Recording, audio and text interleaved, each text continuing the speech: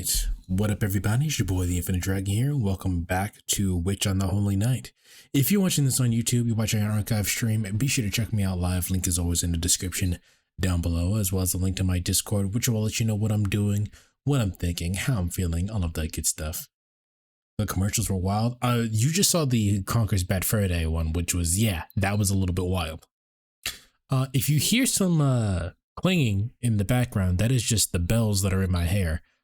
Dizzy and I have decided that we scare each other too often, so now we're literally wearing bells. Well, I am. Dizzy isn't.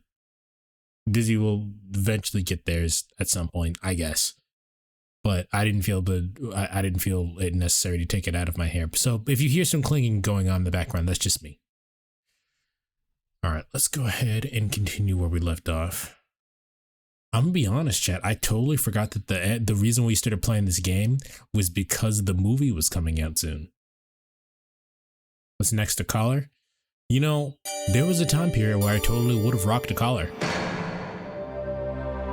I wouldn't now. You wouldn't catch me dead in a fucking collar, but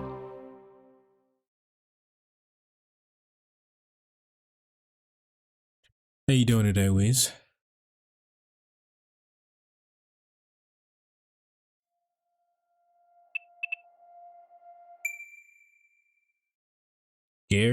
Scared, scar red.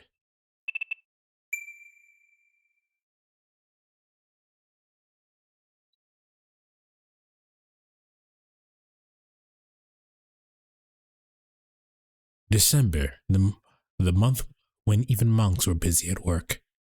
It was the culmination of the year. Perhaps due to all the put-off tasks built up through the seasons, the month always seemed to pass by in a blink of an eye. It was a day, like any other in December. Though none of them were any the wiser to what others were doing, Aoko, Alice, and Soichiro had spent the day attending to their own affairs. Isn't this the first time we've gotten like a proper like title screen on the top right there? Like most of them don't do that. Nani? Kore. Aoko kept the urge to kill out of her voice, but her menacing tone still reverberated in the room. How many chapters does this game have? You'd be able to find that information faster than I do. The sunroom was often used to dine in when the weather was nice, since it overlooked the courtyard. Hello, Patra. My laptop battery pack has seen its final days. Until I get a replacement laptop, it's as good as dead. So you'll be joining on your phone, I assume.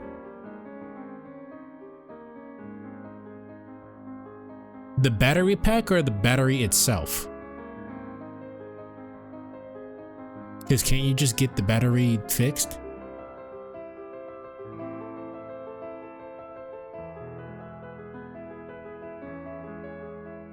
You're limited what you can do for modding on your phone. Well, just tag Landy, and Landy's bitch I should be modding too, shit. Google says 13, which means we got 4 more chapters to go. Let's see how much we can get through today. It was a room decorated with high-quality furniture and upholstery befitting a historic Western-style mansion.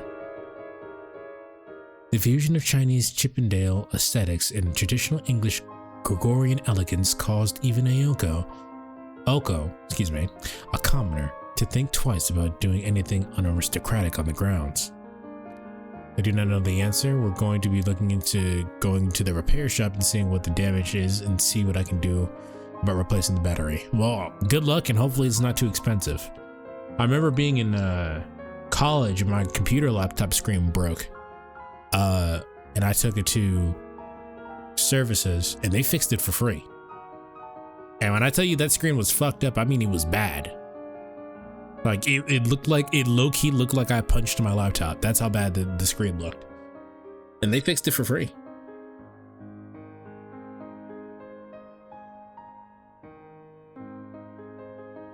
Oh, well, I suppose you can make me a guardian of the net. Yeah, I'll knight Wheeze, worst case scenario.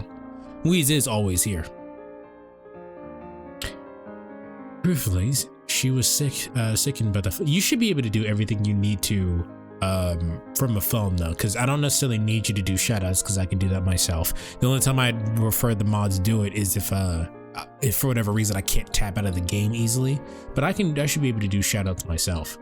And then you can definitely delete comments very easily. So what'd you miss? You didn't miss anything. We just discovered that we have 4 chapters left. Truthfully, she was sickened by the flagrant waste of money, but none of it was paid for out of her pocket, so she could have cared less what the purchaser spent their money on.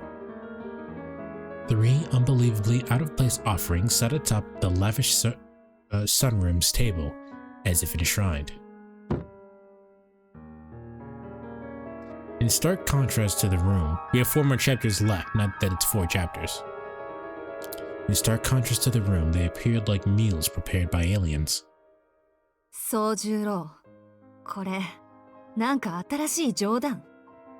Alko's trembling fists clenched and unclenched as she questioned the one responsible for today's menu. The clock struck 9 in the evening. Today's executive chef nodded dutifully, eager to explain. これはうちの会社の新製品。パチモン臭いが、中身は本当にパチモンだ、と木の実が言ってた。でも、そんなことより評価すべきは、社内販売なんで1個40円を切る低価格だ。すごいぞ。卵をつけても60円とか。The corner-cutting chef seemed pleased with himself. Alko wanted to grumble that the real steal was her appetite. そう、よかったわね。ところで、今日の夕飯はどこにあるの？ Sojiro thought for a second or two, then clapped his hands together in realization. 青崎、そんなに食べると太るよ。つまり、これが夕飯だって言い張る気なのね、あんたは！言い張るも何も、これ以外用意していない。The two stood there glaring at each other. Alko gave off an air that said that she would rather die than eat his food, while Sojiro was convinced she would capitulate eventually. He even considered chiding her for being a picky eater. As usual, the two could not see eye to eye. いや、私は食べないからね、こんなの。お姫様みたいなこと言うんじゃない。だいたい、今日の夕食代はこれで3名様、200円未満なんだぞ。That's like a couple of cents. Sojiro puffed his chest out at his penny-pinching prowess. Alice alternated her gaze between the two quarreling roommates and the strange food before her, which she had also never seen before. She remained a mere bystander in all this. 信じられない。一人60円の食事って、あんた一体いつの生まれよ。このご時世、新しくできた牛丼屋ですら贅沢に原価上げてるわよ、バカ。青崎、1ヶ月の食費が3万円だけで、あんな好き勝手な食生活をしていたら、俺が君たちに殺される前に全員が飢え死ぬと思うんだ。確かに、昨日のアリスの肉料理は素晴らしかった。グラム700円から肉は種類が変わるんだって感動した。生協の果汁 100% ジュースだって、ちょっと本気でバカにできるもんじゃないと反省したよ。けど、あれが3日続いたら、この家はどうなってしまうんだい？ These motherfuckers are eating 100% juicy juice and clearance meat. Sojiro was making a perfect sense for once. Fortunately, neither Aoka nor Sojiro noticed the silent stare of disapproval coming from Alice. その時はその時よ。それにね、昨日みたいなのはめったにないの。アリスはあんたの料理に触発されて柄にもなく頑張ったみたいだけど。With Aoko's words, Alice closed her eyes. She might have been trying to quell her anger. 信じられない。じゃあ、今までどんな生活してたんだ、青崎たちは。その時はそれぞれで何とかやってたわ。飢え死に一歩手前ぐらい、いい精神修行じゃない。What a terrible statement. I know you guys are mages, but that doesn't mean you have to eat like broke college students. Her brazen response left him speechless. He works for minimum wage and is actively fearing for his life. Cut him some slack. I don't think he has the capability of fearing for his life. Not really. No story from another time. Sojiro remembered a warning from a certain vice president who had complained about a certain president incessantly bugging him to take her to lunch at the end of the month. But that was neither here nor there. そんな昔のことより今のこと。前に見せたあの腕はどこに行ったのよ、宗十郎。あれを見込んで今日の夕飯を任せたっていうのに。Out of everything, that seemed to be what ate at Oko the most. The stir-fried yaki udon he had prepared previously had been very well received, and it even melted away Oko's morning grumpiness with just one bite. However, Sojiro had not seen fit to tell them that it was one of the only dishes in his limited repertoire. For a bachelor, the ability to cook is as close to a superpower as one could get. That's not true. Get some fucking skills. 15 years into the future, it would likely become a highly desirable trait. Regardless, that misunderstanding had led Oko and Alice to overestimate Sojiro's culinary talents. Her ire finally made sense to Sojiro. わかった。自腹を切るから出前を取ろう。作るにしても材料がないからな。その代わり、それは回収する。Oko basked in her victory. It was then, after seeing Sojiro's face as he went to fetch the delivery menu, Oko realized her misreading of him. What annoyed Oko most was the fact that such little effort was put into dinner. But to Sojiro, this dinner had not been out of cutting corners, but rather about a meal he had legitimately wanted to try. Oko ruminated on how it could possibly pass as food for someone raised in the mountains. Imagine not being good at cooking. Now, you don't even have to be good at cooking. Like, okay at cooking at best. And then... アリス、何してるの? Oko noticed Alice standing near the table, holding one of the bowls tightly. もうそれはいいんだってば。宗十郎に返してきちんとした出前にしましょう。About ad, this is why they're order HelloFresh with the instructions to make their food, but they're too poor for that. It's not even that expensive. I'd say I'm a half decent cook. Listen, like, if you can cook for yourself, I'd say you're pretty you're pretty all right. I wouldn't know actually. If you get food for 6 days for 2 people, it's a little under $200, which is about how much you'd spend on actually going to a store and getting groceries anyway.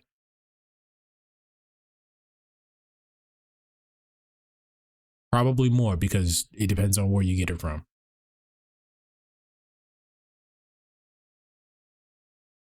I'm not to make my favorite food, so that's something. Yeah. Like if you can prepare yourself food for like a week, I'd say you're pretty much set. If you know how to cook for at least a week's worth of food, you'll be all right. Despite Oko's words, Alice stood her ground, firmly clutching the bowl. In fact, she seemed to be embracing it. これ、私のだから。Alice's faint voice drifted across the sunroom. And just like that, the night's menu had been decided by the majority rule. Oko's shoulders sank in disappointment at her lot that evening. Come to think of it, Alice was always peculiar about things she deemed hers. Make some chili and that could last you 2 weeks. It depends on how big the bowl is, but yeah, that'll work. I'm gonna eat some of my leftover rice I had yesterday with some pork chops. I hope that's good. I don't eat pork. It was morning, and there were 10 days left in December. While the rest of the city was preparing for Christmas festivities, Sojiro headed to his part-time job. Though it looked like it could snow at any minute, the 3-lined streets were busy with foot traffic. These days were particularly merry. Students on winter break spent their days hanging out with friends while they counted down the days until the holidays. Colorful Christmas cakes lined storefronts, placed like charms to ward off evil. Huge advertisements adorned the sides of buildings. The station plaza bustled with pop-up stalls. Sojiro stepped out of the milling crowd into a phone booth. Safe from the winter wind, the inside seemed warm by comparison. The thought that it would actually be nice to have one in the mountains crossed his mind as he inserted a coin into the phone.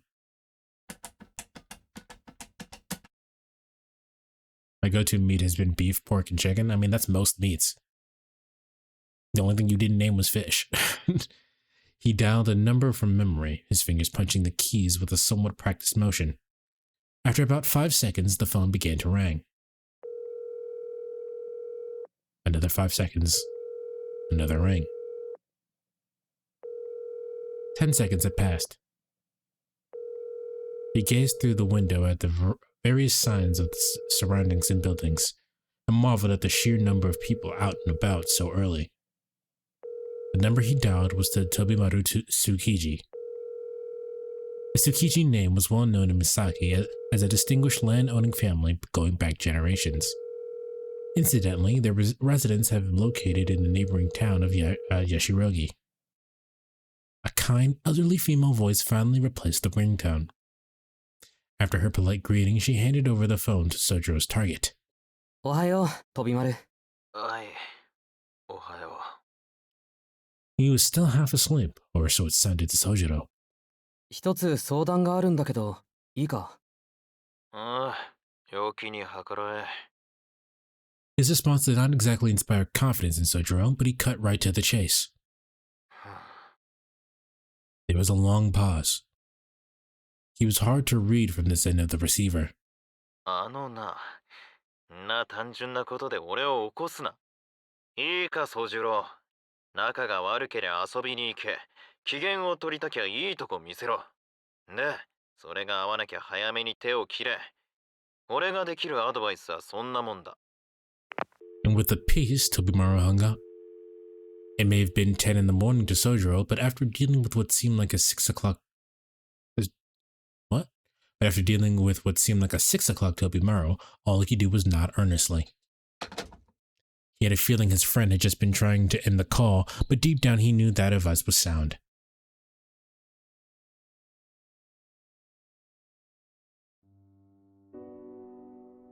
After the phone ordeal, Sojiro finished up his shopping and returned to the mansion just before noon. Not sure what I'm eating, but I'm eating what looks like a croissant pastry with chocolate filling and chocolate frostings on the top. If you don't know what it is, maybe you should ask. He's greeted by the sight of Ooko and Alice sitting in the silent gloom. Though he was unsure of the circumstances, from the outside looking in, it seemed like the aftermath of an argument. The silence was as deafening as a blizzard, or rather, the biting cold and stinging wind of it. One might compare the drawing room to the enormous walk-in freezer. It would not have been surprising to look up and see icicles hanging from the ceiling. Hello, Yamazaki, how you doing? やっぱり、今日もか。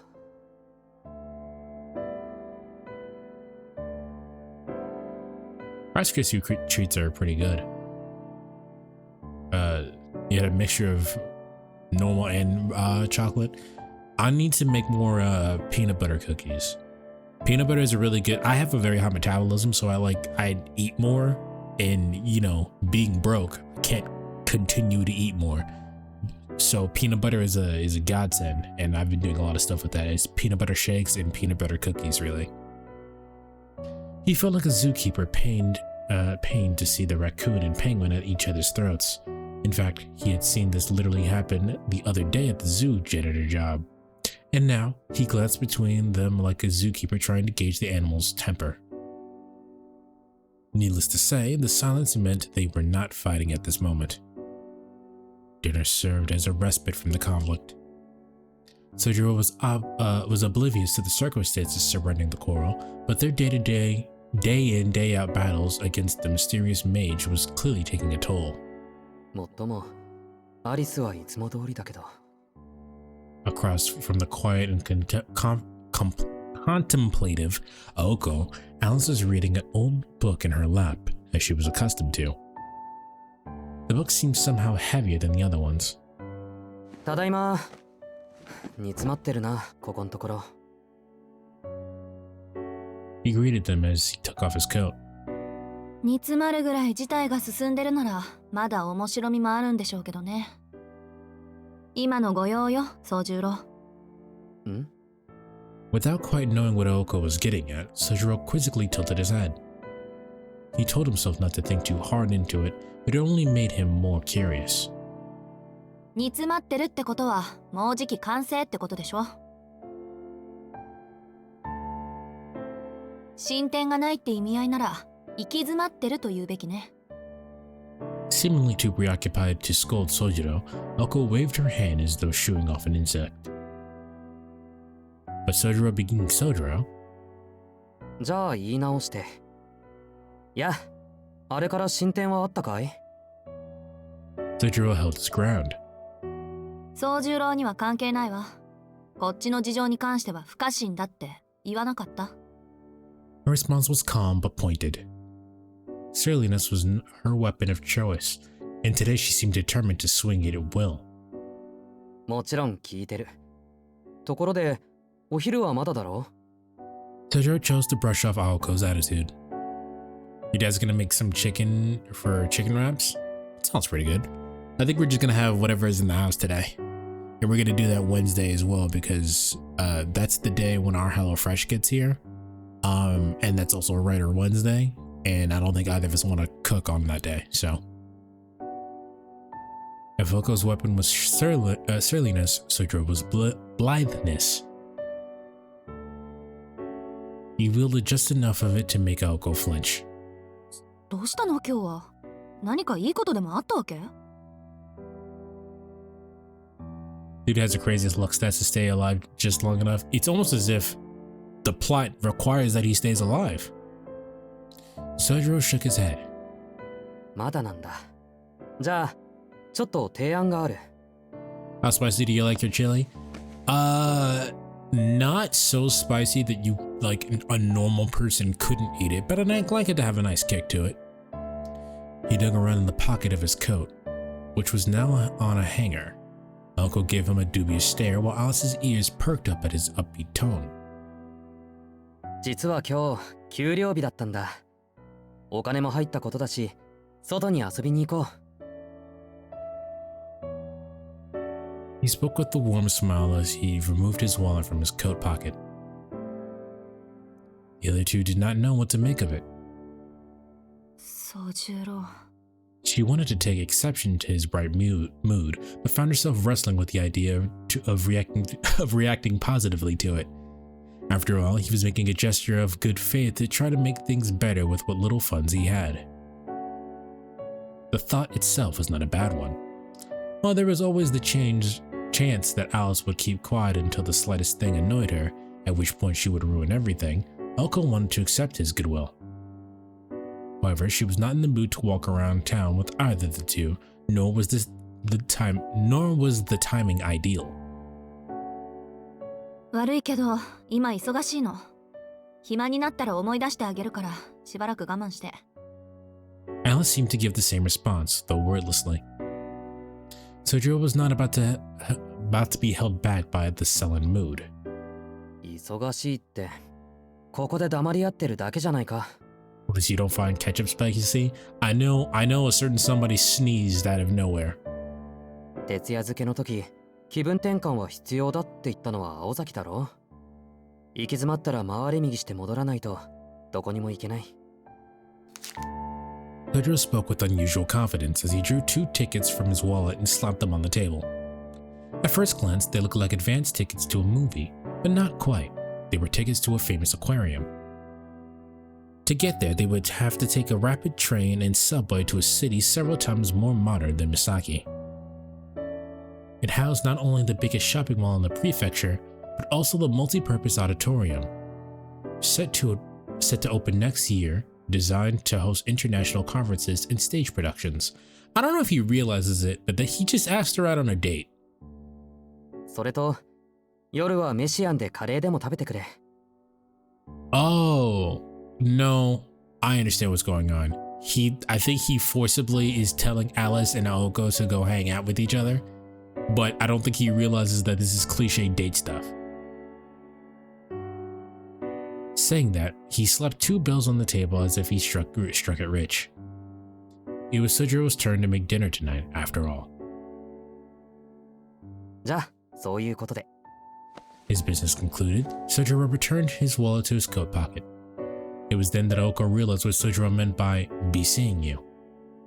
ちょっと待った。そういうあんたはどうするのよ。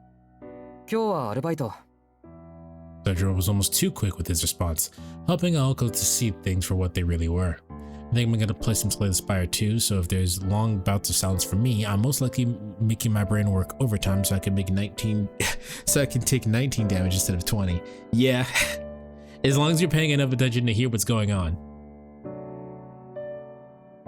Rather than for Sojiro's benefit, his gesture was instead an attempt to ease the tension that had built up between Aoko and Alice.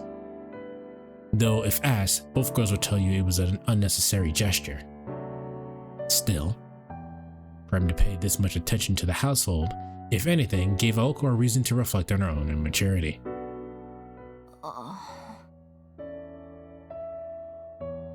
Aoko glanced over the still-seated Alice. At the same time, Alice peeked up at Aoko from behind her book.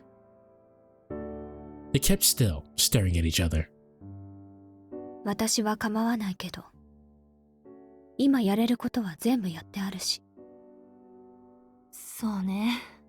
そういうことならせっかくだし。Alright, no more fighting. Now which one of you two wants to go see a dolphin? Aoko stood up from the sofa, resigned to her decision. Sojiro watched on, a satisfied smile on his face. 20 minutes later, as Aoko and Alice were done getting ready, Aoko called out to Sojiro in the drawing room. それじゃあ出かけてくるから、あんたもバイト。Sojiro? Sojiro was crouched in front of the television, unaware that the two had entered the room. もしかしてビデオいじってるの？ああ、ちょうどよかった。青崎。Pausing his audiovisual struggles, Sojiro turned around.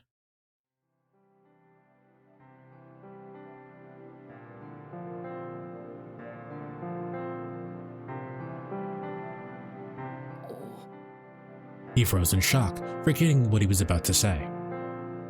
ん？私たちお言葉に甘えて出かけてくるけど、どうしたのよ一体。 Let's see if he has 鼻の Riz. 後ろに落とし物でもしたの？ Chat, how much you want to bet he has zero Riz, negative Riz? Sojiro appeared to have gone stiff, was staring at him curiously. Though Alice silently nodded along with his bizarre reaction, she kept her thoughts to herself. いや、なんかこう。Still gawking, his voice stuck in his throat. He was blissfully unaware that the shock he was experiencing was the direct result of his emotional state. それじゃわからないってば。まったく、落ち着いてるくせに妙に挙動不審なんだから。アリスに煙たがられても仕方ないっていうか。Alice looked on in silence. I think Alice has already figured out what's going on.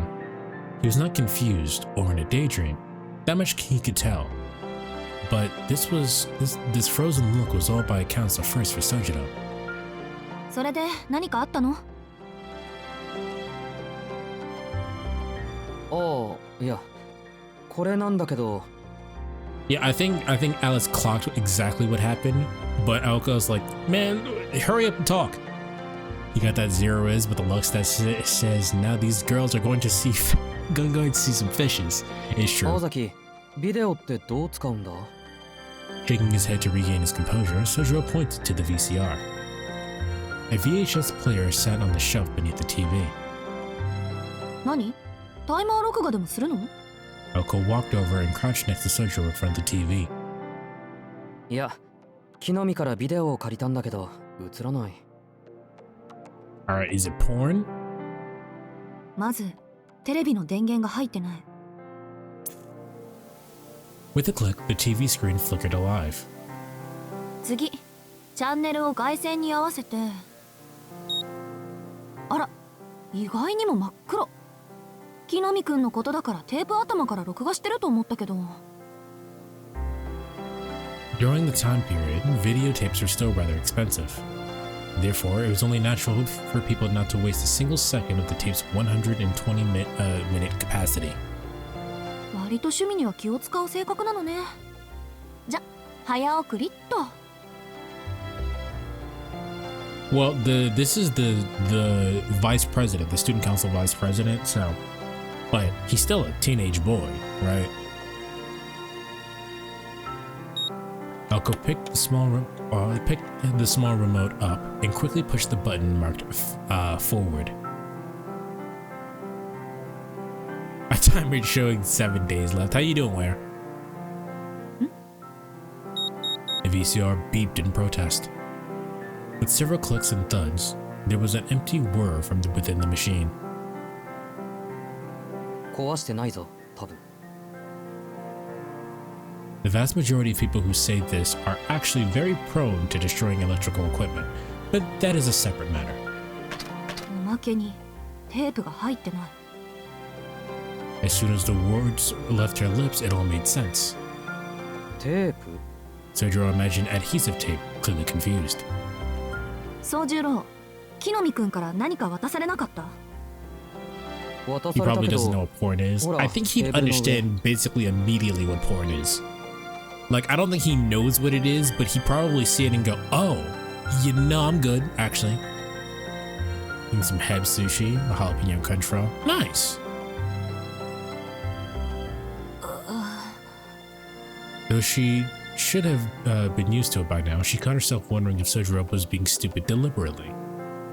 木の実くんが何て I 言った saw か Alice in the 覚え background. て She る？ was like, テープ貸してやるから家に帰ったらビデオを見ろと。一番大事な言葉が抜けてたわけね。はあ、失望を通り越して怖くなるわ。あっさり順応しているように見えてこれだものね。どんだけ綱渡りな毎日送ってんのよ、あんたは。Exasperated, Elko fetched the tape in question. It was labeled Gaku Gaku Animal Kingdom African Adventure. To Elko, this knocked Housuke Kinomi down on a level on their ratings file she kept with the student council. で、このテープをデッキに入れて再生すればいいの。爪は折ってないから、録画ボタンだけは押さないようにね。They're watching Madagascar too.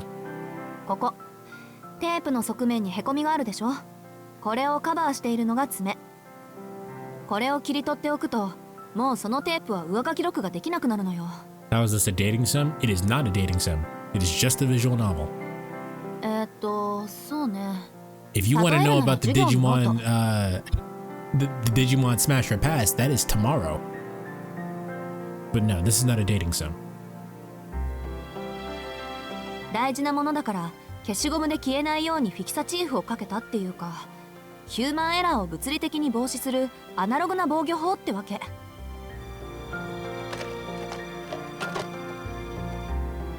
The movie takes place in Africa. It's been a while since I've seen Madagascar too.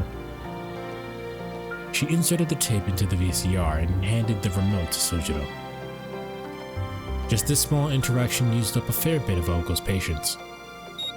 Completely ignorant of Oko's feelings, Sojiro gleefully pressed the play button. 前から危なっかしいと思ってたけど、まさかここまでとはね。時代錯誤にも程がある。あんた、山で何やってたの？空手家じゃあるまいし、熊を倒す修行でもしてたとか言わないでしょうね。 Apparently this game takes place in 1989, so that would mean there's a non-zero chance that they're going to watch Indiana Jones and the Last Crusade. Well, there's a non-zero chance that they're watching this. However, it did literally just say an Animal Kingdom thing. Even Sojiro managed to pick up on Oko's rude tone, and he frowned disapprovingly. それはもしかして俺をバカにしてるのか？心外ね。事実バカにしてるんだけど。That remind you of anyone, chat? Alka answered unapologetically. On the TV, a crocodile's yawning mouth appeared. そんなバカな話があるもんか。なんで熊を倒すために修行しなくちゃいけないんだ。Sojiro turned towards the TV in a huff. Perhaps because of his rare outbursts, as he turned face to face with the gaping maw of the crocodiles on the TV, he fell backwards in surprise. Elko unpursed her lips upon seeing this, delighted. It was relieving to see the boy disarmed. けど青崎、この機械ずいぶん埃が積もっているけど、掃除はしていないのか？私はあんまり使わないし、アリスは見ないから今までほっぽってただけよ。ダメ元でトレーニング用に買ってもらったんだけど飽きちゃった。イメージでどうにかできる問題じゃなかったっていうか。 Dog, I mentioned this before when I did the workout stream a long time ago, but I used to go crazy on workout tapes when I was a kid. Uncle shrugged at her past superficiality, and Sojiro was led to believe yet another falsehood about modern life, that VCRs would go out of fashion. それじゃあ留守番お願いね。バイト本当はないんでしょ？ Elko walked out of the drawing room, smiling. Her grin was the cheap shot that left Sojiro speechless. As he scratched his cheek, he was reminded that she was not someone to be trifled with. After watching the end of the drama between her housemates, Alice made for the reception area as well. Left alone in the room, Sojiro took his seat on the sofa. Well, it was certainly not easy making everything run smoothly around these parts. Until they came back, he could enjoy his crocodile watching in peace. I miss VCRs. VCRs are cool. The closest I get to it now is the projector that I have. They took the subway from Misaki for 6 stations. From there, they rode another 3 stops by express train. After about an hour, Oko and Alice arrived at Arisaka Station. While Misaki City was a mixture of old and new architecture, Arisaka was a brand new town built in accordance with a recent government ordinance.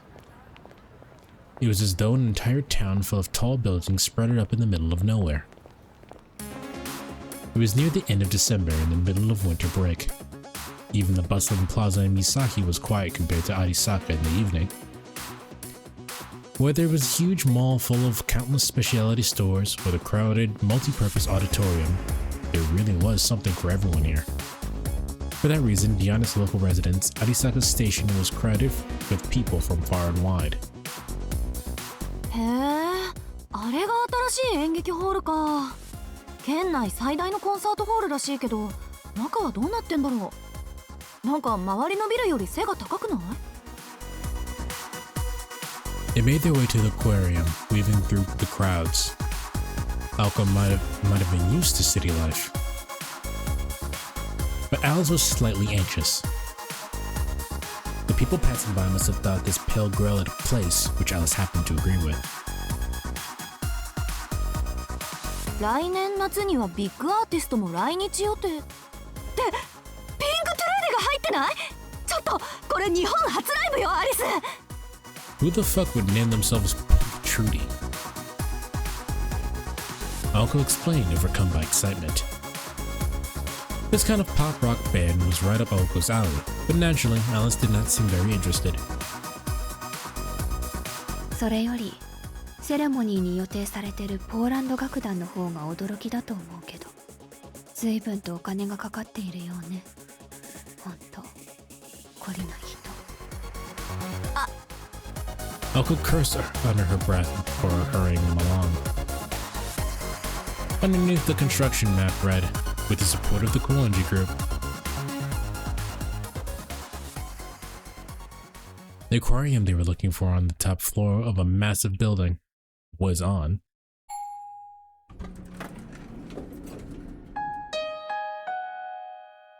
Maybe it was because it was no longer a new attraction, or perhaps it was because the first floor cinema drew the crowds. With only a few people scattered around the entrance, the atmosphere inside was very calm. It wasn't quiet, but... Sorry, I had a bit of dyslexia there. It wasn't quiet, but desolate. Far removed from the hustle and bustle outside. Perhaps they were going for an amusement-like mood.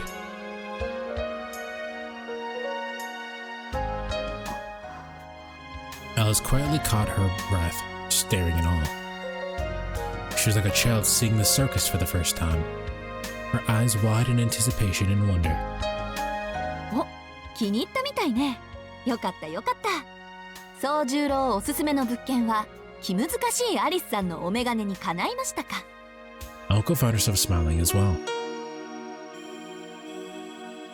There was a certain joy in seeing Alice's wonderment. 別に屋上にある水族館が珍しいだけ。 According to the guide on the wall, the entrance to the aquarium was nearly as big as the Konji Mansion's foyer. Give me 1 second.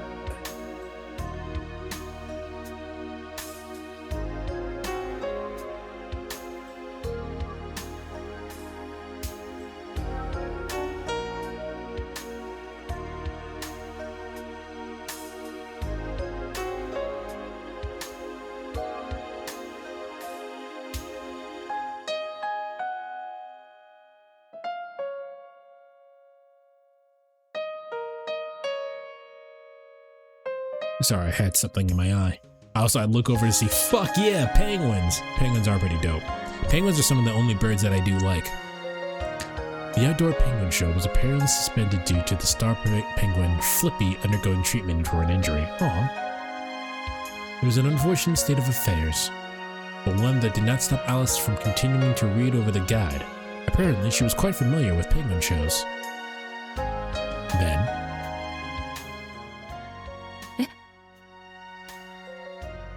I can't believe it. Alice quietly whimpered as if holding back a scream. 何々、どうしたの？ Aoko said, still looking at the floor plan. It was rare to see Alice getting this emotional outside of the mansion. For some reason, she was trembling. Nothing seemed terribly off about the aquarium's offerings. ゾウガメがいない。え？話が違うわ、青子。どうしてゾウガメの展示スペースがないの？ Man, I love Alice. どうしてって、そりゃゾウガメぐらいになったらもうほとんど陸上生物だからじゃない？大きいし。Yeah, you're thinking of a zoo. Tortoises aren't aquatic. なんで？ペンギンはいるのに不公平よ。イルカだって許せないわ。It was a bitter pill for Alice to swallow. The idea that they did not have a giant tortoise, despite having a dolphin, had Alice's eyes hot with indignation. That bitch is autistic. 言われてみれば確かに。ペンギンとイルカは定番なのになぜゾウガメだけ外されるのか。ちょっとした日常の落とし穴ね。Falco said certain something like a giant tortoise would be boring and unpopular. She was sensible enough to read the room, however, and kept her thought to herself. アリス、こっち。チケットはあるからそっちに並ぶことはないわよ。A few moments after the giant tortoise fiasco, presenting the tickets they received from Sojiro, they headed toward the once popular entrance. From the entrance gate, the corridor stretched into a dark hallway completely illuminated in blue. If you guys go to an aquarium, what animal are you trying to see? I know Dizzy's answer is jellyfishes. Figures and faces became mere silhouettes in the darkness. There was no darkness born from magecraft, but a man-made area of twilight. Yours is obvious, okay? Well, he likes penguins. A world of shadow and blue, the only light being from the illuminated tanks. The two witches continued walking down the artificial ocean corridor. Water tanks seemed like windows into hundreds of different worlds. Each had their own separate temperature and environment. It was as if they were snapshots of the same place at different times. Mesmerized by the refracting images of the ocean floor, the housemaid's conversation grew sparse. そういえば、アリスの家ってあれだけ大きいのにプールとかないわよね。なんで？呆れた。水槽を見て何を想像したのかは聞かないけど。必要ないものを欲しがるのはあなたの悪い癖ね、青子。Angelfish? Do you mean anglerfish or do you actually mean angelfish? If you do, I don't know what an angelfish is. 必要ないってことはないんじゃない？水遊びはこっちよりそっちの方が馴染み深いでしょうに。もしかしてアリス泳げない？泳ぎの経験ぐらいあるわ。夏は湖で何度も遊んだもの。私、大型のセントバーナードにだって負けなかったのよ。セントバーナードってアリスさんたらもしかして息継ぎとか苦手かしら？この世で最も聞きたくない言葉の一つね。クロールとかバタフライとか。発明した人は半魚人になればいいのに。So she can swim but not well.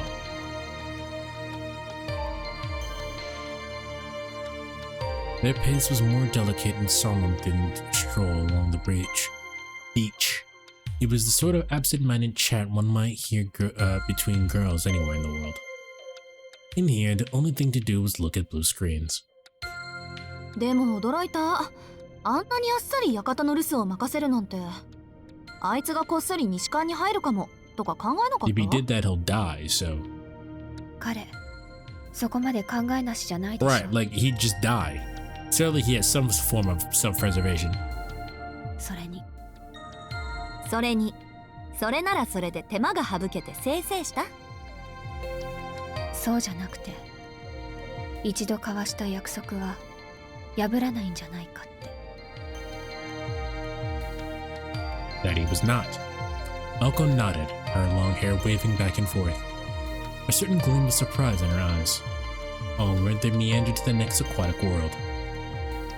Clack, clack, clack. ところで水族館は初めて？これで2度目。昔、友達と2人で行ったきりよ。嘘、本ほんと、6年以上も前。まだイギリスにいた頃。当？そうじゃなくて友達の方。あんた友人はいないって言ったじゃない。昔の話よ。私たち同じ名前だったの。それが縁でよく遊んでいたけれど、長続きはしなかったわ。You think that friend is gonna come up again, or...? そっか、あっちじゃそう珍しくない名前なのね、アリスって。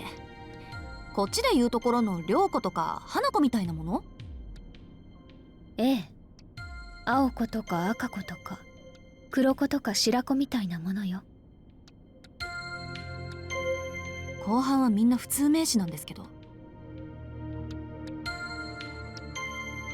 Each their own, a society of names. The swirling of their waters was dizzy, much like the hectic world of humans. Their hands swung back and forth as they walked toward the next world. そういう青子は彼をどうするつもりなの？どうって、今の一件を終わらせるまでおとなしくしてもらって、落ち着いたら忘却のルーン探してなかったことにするだけでしょ？これ以上迷惑かけられないわよ。それは私に？あ、うん、そうに決まってるじゃない。ところでこの魚綺麗よね。なんか泳ぎたくなってくる。アリス、来年の夏は海にでも行ってみよっか。海ってあの海？もちろん。夏の海って言ったら灼熱の太陽と砂浜、水平線に沈む夕日ってね。I bet you Alice doesn't like sand. 今年は行けなかったけど、来年は一緒に行かない？ Basha has posted a picture of an angelfish in the Discord. I don't think I've ever seen this. 呆れた。Why angelfish? 本当、あなたって楽観的。でもそうね、夏まで生きていられたのならそういうこともあるかもしれない。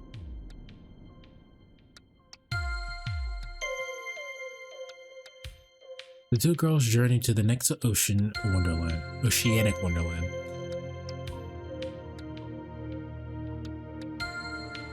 Like how unique they look. I was somehow fascinated by how that they have longer fins. I see. Mutually taking in the sights, the visitors to these winter waters had begun to leave, satisfied by their tour. The sound of their footsteps heralded their farewell.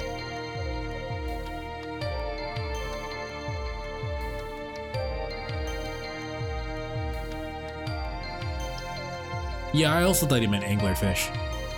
And now we're into the Weirfang Sea voyage. Losing themselves in a maze-like corridors of seemingly endless exhibits, they somehow found themselves on the next floor. Oko had heard the aquarium was situated on the top floor and was shocked to find out there was yet another above it. It was likely by design that the actual top floor could only be accessed from within the aquarium. Moments of intrigue such as this are what attractions were made for. アリス？ Turning this way and that, she found Alice had disappeared. Her housemate had just been there, however, and Naoko took to looking for her. She soon found her nearby. Her white overcoat shone brightly in front of the dimly lit exhibit. She was staring motionlessly into the water tank. Alice almost looked to be staring through it, as though distracted by something. Is there a body in the water? どうしたのアリス？気分でも悪くなった？ Thing called a sea butterfly, those look cool too. I see. She spoke, hoping to snap her out of it. Alice's typical cold aura seemed to have all but left her. 珍しい魚でもいた？それ、余り物を端に追いやりましたって感じの水槽だけど。 Alice gave a non-committal response. Just ahead of her gaze was a single shadow. わお、マンボウ。 Alice remained motionless, responsive to Oko's sarcasm. She stood in silence, watching the poor little fish drifting listlessly in the tank, where they put the fish that did not fit anywhere else, here at the end of the hall. To put it lightly, sunfish were not especially pleasant to look at. But looking at one begged the question of what direction evolution wanted to take with it. It looked like it swam using rubber-like fins at the top and bottom, but lacked the grace of other fish. To Oko, its eyes, body, and strange movements made it an awkward creature. But... ねえアリス、あっちの水槽見ない？ジンベエザメの回遊とか見目麗しいわよ。 Alice, unmoved, fixated on the sunfish. It clumsily drifted around in the tank, occasionally bumping into the glass as it turned. 青子、この子、泳ぐのが下手だわ。 Alice extended her fingers toward the glass, then retracted it, feeling childish. ま、いっか。愛嬌だけはあるしね、マンボ。 It did not seem like Alice was going to budge. Resigning herself, Oko stayed with Alice while she stared at the cushion-shaped fish.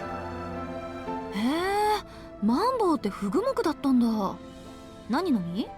マンボウのメスは一度に3億個の卵を海中に放出する地上で最も多くの卵を産む脊椎動物である。なるほどね。他の魚たちにとっちゃ格好の餌になるから多く産むこと、それ自体が生存のための手段になるわけか。 Though Oko seemed taken in by the biological details of the fish, Alice couldn't have cared less. She was lost in the ebb and flow of emotions between wonder and woe with every clumsy bump of the fish into the glass. Out of nowhere, she softly spoke. さっきの話だけど。え？さっきの話って何？彼について留守を任せるとか、そう。 It seemed like Alice had returned to her normal self. There was that cold aura. Whether inside the mansion or out, the stubborn chill that pushed people away was back. 私の気が変わったわけじゃないわ。依然として彼のことはわからないもの。わからない人をどうやって信頼すればいいの？まあね。でもじゃあどうして？青子のことはわかるわ。あなたはいつも正しい選択をする。だから青子を信じる彼の人間性は信じてもいい。It was true. She did not know Sojiro, nor had any intention to. But because of her trust in Aoko, she could trust in Aoko's decision to allow him to stay. It seemed Alice was challenging her own feelings. She said she could not trust someone she did not know. In other words, she wished to trust them. And in order to do so, she needed to know more about him. するのはなんだから突っ込まないけどね。それより何？そんなに私のこと信頼してくれてたの？アリ。ええ、行為はともかく信頼だけはしているわ。だって共犯者でしょ、私たち。Cute. Her white coat swayed to and fro. Just like that, their short excursion had come to an end. Straight ahead was the exit back to the real world. A step away from the exhibit was a step toward becoming better roommates. 優しい顔をしているのに傷だらけね。One last small whisper. And with that, she bid farewell to the lonely figure in the tank.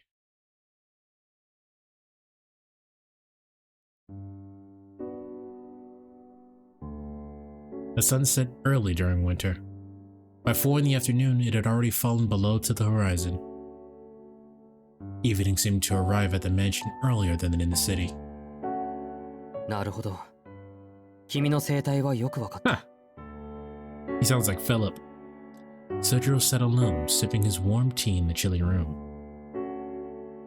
He relaxed on the couch, staring out the window, having had his fill of crocodiles. Once he sprawled out on the sofa, his body refused to move. Maybe he'd always wanted to try it. After 3 straight hours of crocodile watching, he intently pondered what it was like to laze there for a remainder of the day like a reptile. Just as he was considering the opportunity nap, that was worded strangely, until Aoko and Alice returned, an unnatural noise echoed through the halls of the mansion. Sluggishly, he rose from all fours to a bipedal state, as if undergoing an evolution of his own. There was a knocking sound that repeated itself regularly, with the patient pauses in between. He recognized the cadence from something he'd experienced at his apartment before. 新聞の勧誘か? Making for the foyer, Sojiro was impressed that they had hiked all the way up the hill. The knocking resounded eerily. With a doorbell of any kind, visitors had no choice but to rap on the door using whatever they had in hand. It would take a literal iron fist to produce the din Sojiro heard now. From his position in the hall, the front door looked like an ornately built fortification. The sturdy double doors looked as though they could withstand any onslaught of blows. But now they rattled in protest to the repeating knocking. Whoever the visitor was, they seemed determined to breach the castle gate by force if its defender refused to sally forth. I may be cooked and Slay the Spire too. Just get good. Lock the fuck in. Buckle in, gamer. Fortunately for them, Sojiro was sympathetic, having experienced selling newspapers himself. はい、今開けます。 He knew what it was like to be in those shoes, so he was was unsurprised by their persistence. It's the lady that's gonna kill him.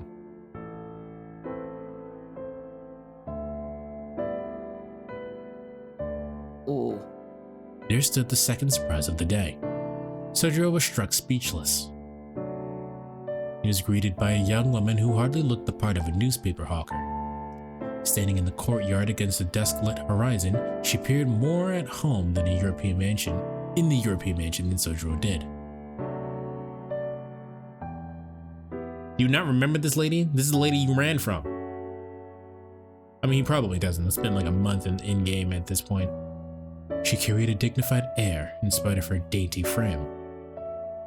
While a tad shorter than Sojiro, she was tall for her sex. So what, she's like 5'6"? Her green clothing was subtly colored yet flashy, and clearly inspired by foreign fashion. She seemed prim and proper yet bold. Though vaguely garish, her appearance spoke of strength and confidence. Sojiro knew all too well that such a woman was not to be trifled with. Only, unlike the one he knew, this stranger appeared more friendly than intimidating. Perhaps it was her short hair that made her look approachable. Bright and brown and stopped just above the nape of her neck. Sojiro suddenly thought that it was a shame she hadn't grown it out. She looked at him and offered a smile. Despite seeming visibly older than him, this made her appear impish and cute. Sojiro reacted with suspicion, knowing better by now than to fall for a charming smile. At any rate, it was rude to stare. どちら様でしょうか? He tried not to look flustered as he greeted the visitor. To which she replied, こんばんは。青子います？ She smiled as she used Oko's first name with familiar tone.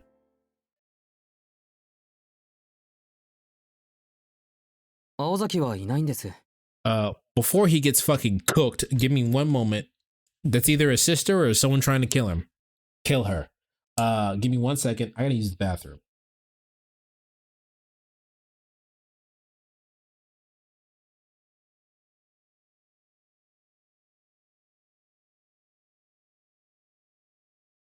Why did you wait the exact second that I started recording again?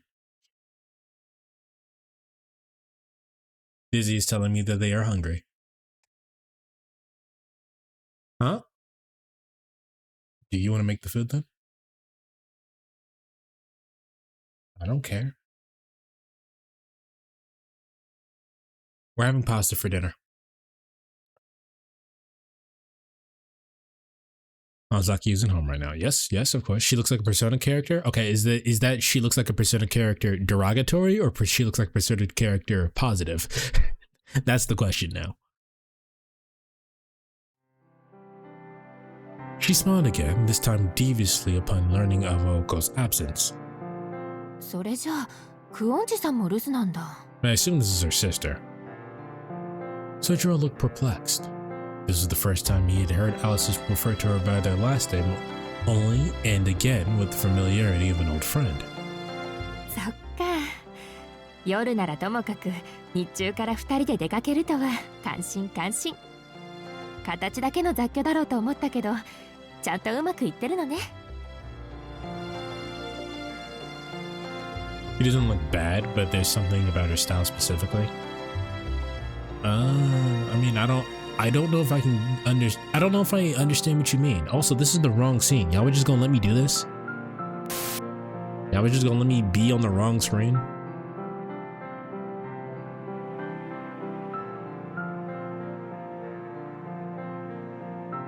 I don't know. Like, I understand what you mean, but I think you're just talking about Japanese fashion.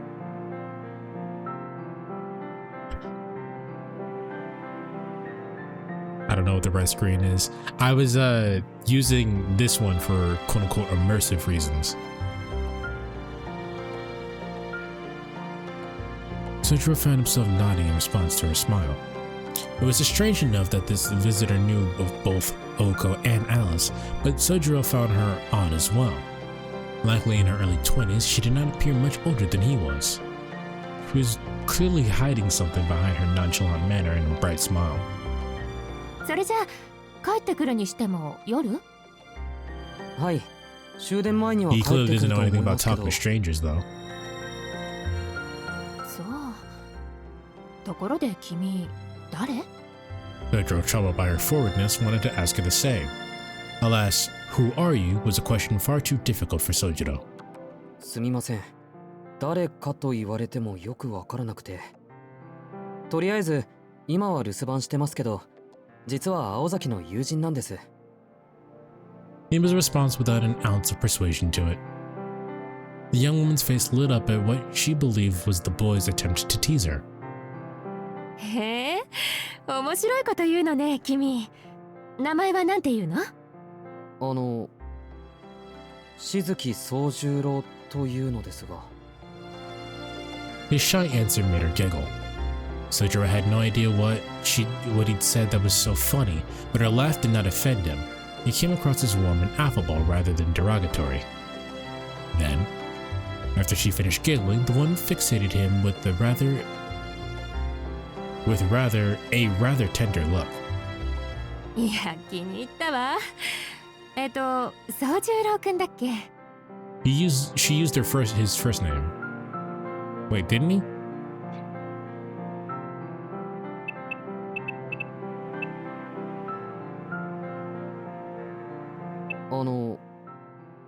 静木宗十郎 Yeah, Sojiro is his first name. So she just skipped using his last name and went straight for his first name, which is odd. 君には合わない名前だけど、それも暗示的で素敵だし。じゃあ、そういうわけで、お茶でも入れてくれ What ね。 the fuck? She just walked in the house?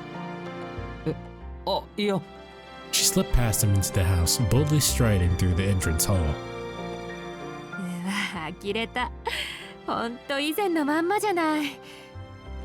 せっかくこっちに持ってきたんだから、悪いところはリフォームしたもの This と思っ needs た to け be ど。 her sister or somebody's going to get booked. Like a fight is about to happen right now. The visitor cheerfully inspected the foyer. Sojiro still stood at the entrance. The clicking of her heels on the wooden floor echoed as she moved toward the drawing room. どうしたの？こっちでしょ？今は。Now seeing the full image, the full body thing, I do understand what you mean by she looks like a Persona character. Look, she looks like a Persona 1 character, specifically. She peered from the foyer into the drawing room, oddly familiar with the layout of the house. 青崎かアリスどっちかの先輩かな Sojiro muttered to himself, walking to the drawing room. He entered to see the woman walking around the room gleefully. So, to be fair though, I think this is in fact the era of whatever Persona stuff was coming out at the time, like early 2000s.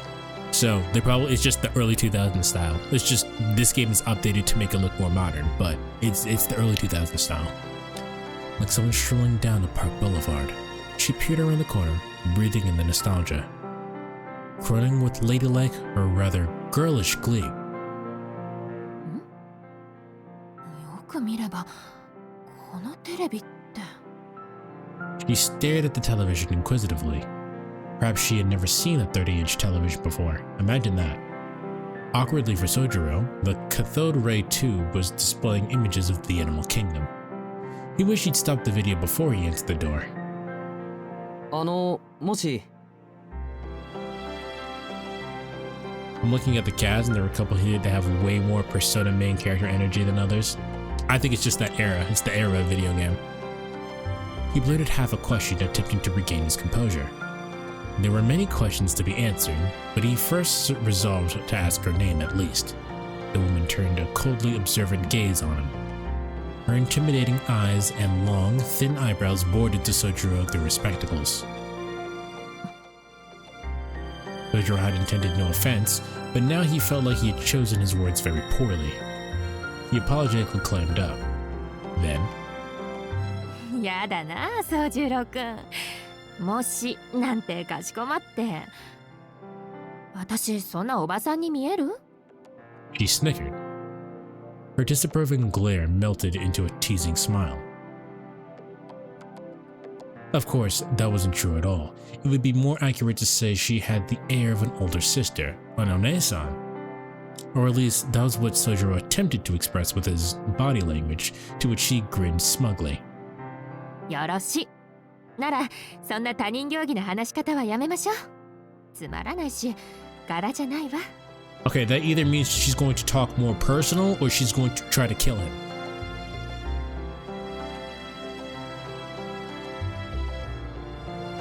Without making a sound, she took an effortless seat on the sofa, as naturally as if she belonged there. Her posture and movements exuded sophistication. Well, we know what the thumbnail is. Let's see if YouTube will catch it, so I don't have to do anything.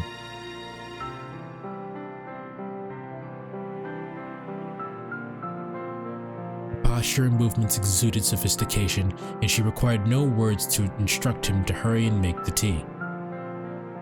Without pressing her further, Sojiro headed into the kitchen. It seemed that the conversation would not proceed until tea had been served. He chose the falcon he was forced to replace once before, after using it without permission. Since she was here to see Oko, he decided to serve her using Oko's service. Civet? I don't know how to pronounce this properly, so I'm gonna say Servisk teacup. Into the cup as as blue as ocean depths, he carefully poured the tea before returning to the drawing room. Those are very pretty cups. Gently, he placed the teacup on the table and faced the woman. 尋ねるのが遅れましたけど、青崎の知り合いかな。Despite being told otherwise, Sojiro could not help but stand on ceremony. His clumsy effort to make the question sound casual only jumbled it further. So, there's two different types of language when speaking in Japanese. There is a more formal tone that you would use to common strangers or like business or whatnot, and she says, let's stop using our formal tone, talk as you would normally, like talk as you would like a casual acquaintance. So what's happening right now is that Sojiro is struggling to not sound polite.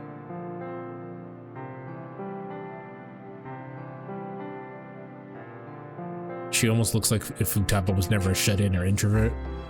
Same artists.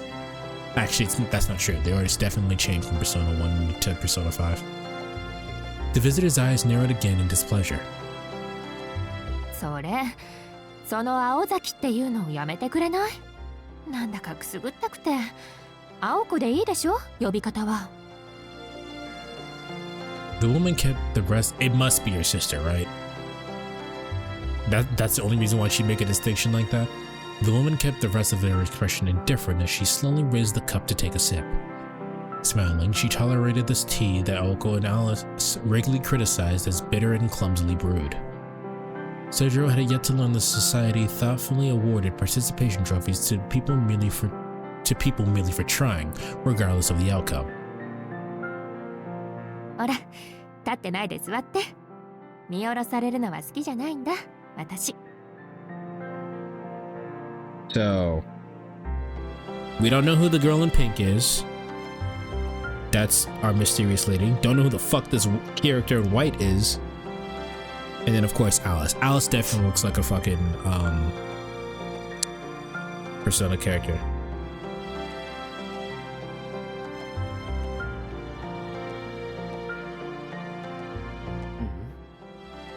Sojiro tilted his head, noting a slightly familiarity to the manner of speech. It was almost as if they'd met somewhere before. The sight of her sitting on the sofa began to stir forgotten memories. Noticing his reaction, the woman became visibly delighted. 思い出した？私もちょっと驚いたわ。青子を訪ねに来たらいつか見た君が出迎えてくるんだから。Now that she was chuckling, Sojiro remembered everything.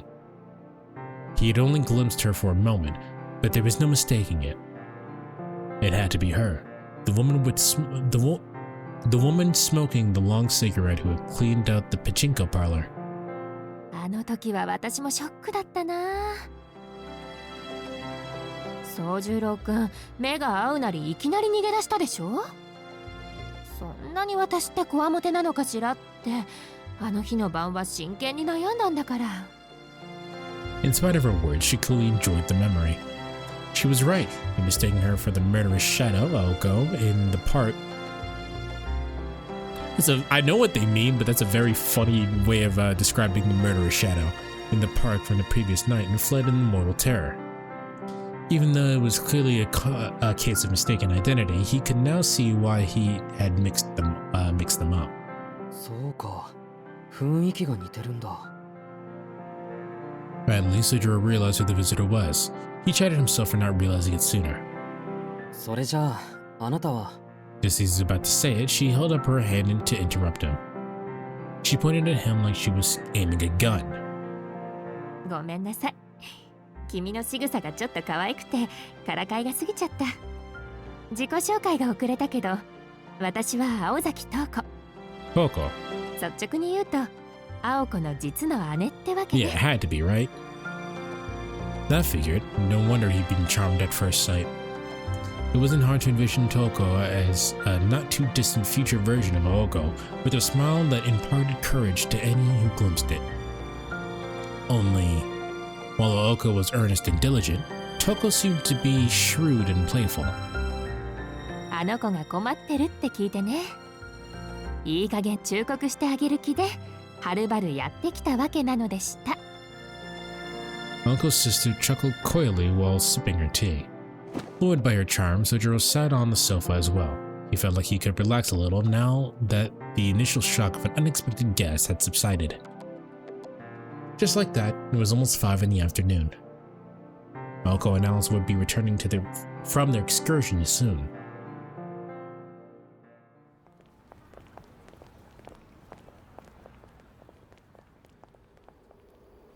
This was Misaki City's only subway line. Only half a year had passed since its opening, and at the end of the line, at the end of a fairly new platform, there the two girls stood. The time was 6:30 in the evening.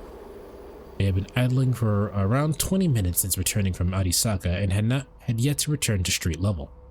青子、 There was a hint of irritation in Alice's voice. ちょっと待って。あともう一回だけ。ね。Oko begged Alice, hands together, trembling from the cold. It was rare to see her act this childish.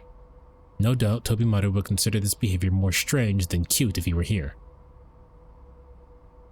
From the end of the platform, Aoko peered into the creeping darkness to where the tracks led. あなたの趣味変わってるわ。 Alice muttered, sitting on the bench with forbearance. Any other day she would have been fine heading back by herself, but today she was in a good mood and decided to humor Aoko. Knowing full well that her rare spells of positivity were about as fragile as freshly fallen snow, she had hoped to go home while she was still in high spirits. Eyes closed, her placid demeanor conveyed her feelings well enough. Thus, the two of them waited on the platform alone on the subway train they had no intention of riding. The subway had recently opened for service. The people of Misaki were humble folk, and for now, few passengers were drawn to the novelty of high prices of the new train. Thanks to the low foot traffic, the platform was still as good as new. There was something primeval about the subway devoid of people. It was a picture of tranquility, free of human interference. Not just silent, but lifeless. This is a realm unmolested by living creatures. That's a weird, it's not a weird phrase. I understand what they mean, but I wouldn't have written it that way. Where only speechless organisms dwelt. The harshly unartificial fluorescent lighting underscored its soullessness. It was a cave where light ended and shadows began, where riderless vessels disappeared into the dark. The platform was wedged between two tracks, like a jetty built upon a subterranean sea. In this place, far removed from the world above, Aoko waited for her eyes closed to the familiar rumble. It was she who had proposed that It was she who had proposed that they delay their return at the rest of the platform. The reason was simple. Aoko Ozaki enjoyed the soothing sound of passing subway trains. Me too, bitch. 私はもうライブハウスに行けそうもないし、これぐらいのわがままはいいでしょ。He had said to Alice, her eyes still closed. Alice had neither nodded nor objected, and so they watched 3 trains come and go. Silence fell again. Aoko waited for the next train with anticipation. Alice sat and stared at the tunnel wall patiently. According to the display board, the next train was due to arrive in 5 minutes. From the dark tunnel came wind and rumbling. A purposely placed bounded field now surrounded the platform. There was no sign of any station personnel, and entrances and exits were few and narrow. The lack of a bystander made their field hardly necessary. Suddenly, 6 figures appeared in front of the stairs to the surface. They all shared the same face. Motionless and with smiles like a crescent moon, they stared at Aoko and Alice. 鈍っているにも程があるわね。 Alice let out a quiet, dejected sigh. どうかした？ They're surrounded by mannequins! どうも何も。この駅で降りたのはあなたと私だけなの。気づいていた？そりゃね。相変わらずここの地下鉄ってば利用客が少ないって。Aoko trailed off, titting in annoyance. で、そういうアリスはいつ気がついたの？憂鬱なことにたった今よ。青子ばかり責められないわね。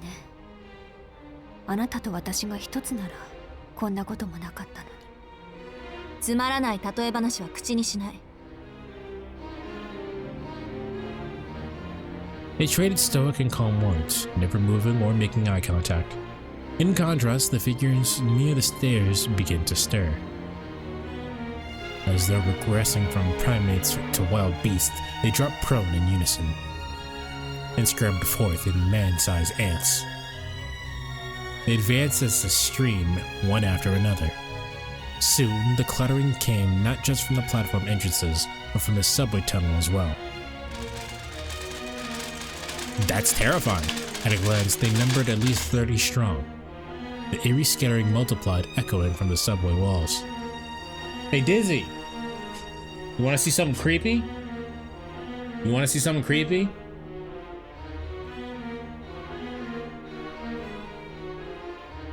No?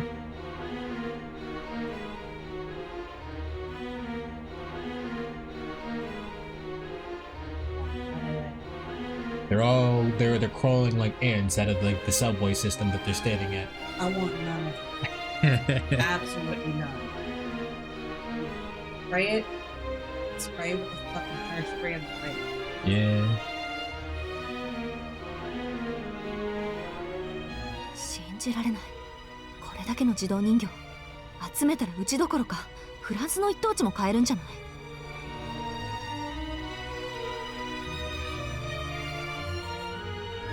ええ。もっともこんな出来じゃ買い手は見つからないでしょうけど。なんだ、ガラクタはガラクタか。One of the horde leapt forward in response to Oko's insult. It was a sudden charge, like a hurtling dump truck. Alice remained still. As though expecting the attack, Oko swung her right arm in an arc. The blue missile of light was easily repelled. Her magic bullet, snap, had little to no effect on the puppets. They scrambled over each other like frogs, heads jerking and twisting in search of prey. 全部で30か。悪いけど一人でやらせてもらうわよ、アリス。この前の実力と思われたままじゃ不愉快だ。In.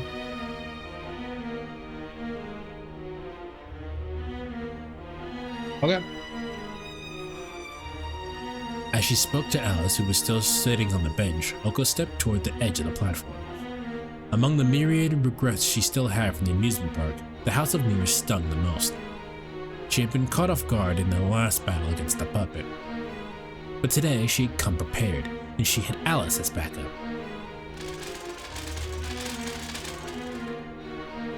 Oko ignited her magic crest. This time she would restore her honor and... 私の後ろまで下がって青子。そこにいたらあなたまで食べてしまう。All it took to stop Oko was one raised finger.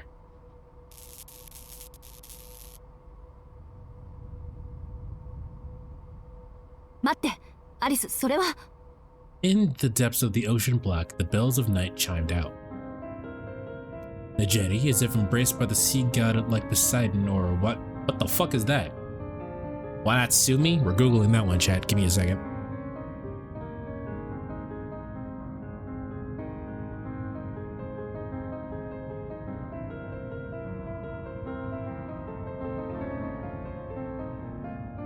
Watatsumi or Watatsumi refers to Japanese sea deity in mythology or a giant fishman pirate in or fishman pirate in the anime/manga One Piece.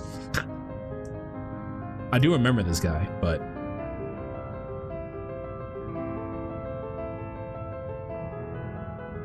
a legendary deity and dragon of the sea. Also known as Awatsumi no Kami. Sometimes identified as Ryujin, the dragon god of the sea.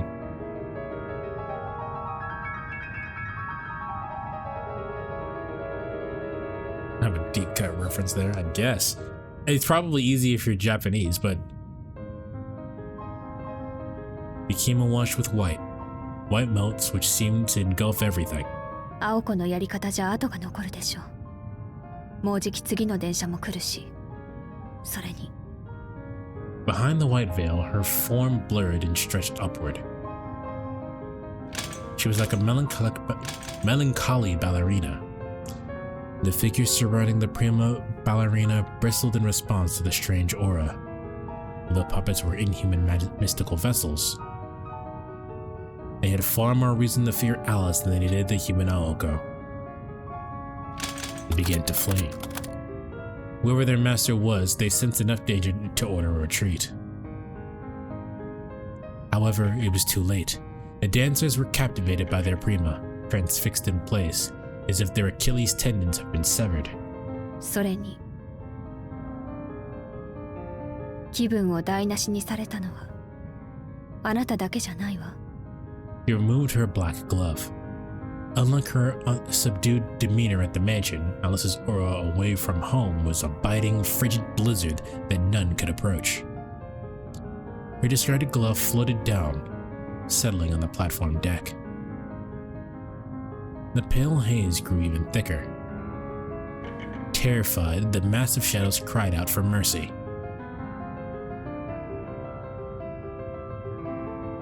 さあ、ごっこ遊びをしましょう。Within the nebulous mist, a dark fairy tale came to life. Inside that fog, only the macabre melody of her voice felt real.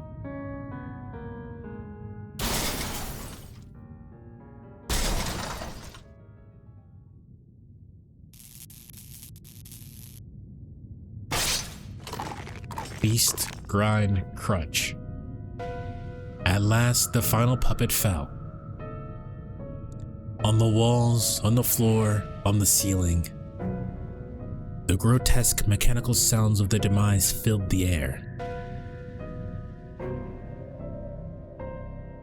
Their twisted shrieks plastered the subway surfaces like indelible bloodstains.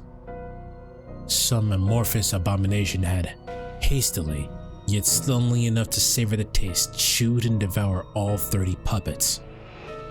Only a lone severed arm remained on the platform. 持ってきてたのあれ。Aoko spoke sideways to Alice, making no attempt to hide her disgust. The brutal gluttony they just witnessed had a name. It was the Beast of the Fog, one of the three great ploys Kickshaw. The Mindster's Rosehound Wandersnatch. Aoko's words stung, since Alice was the one hoarding its true form. Harboring, not hoarding.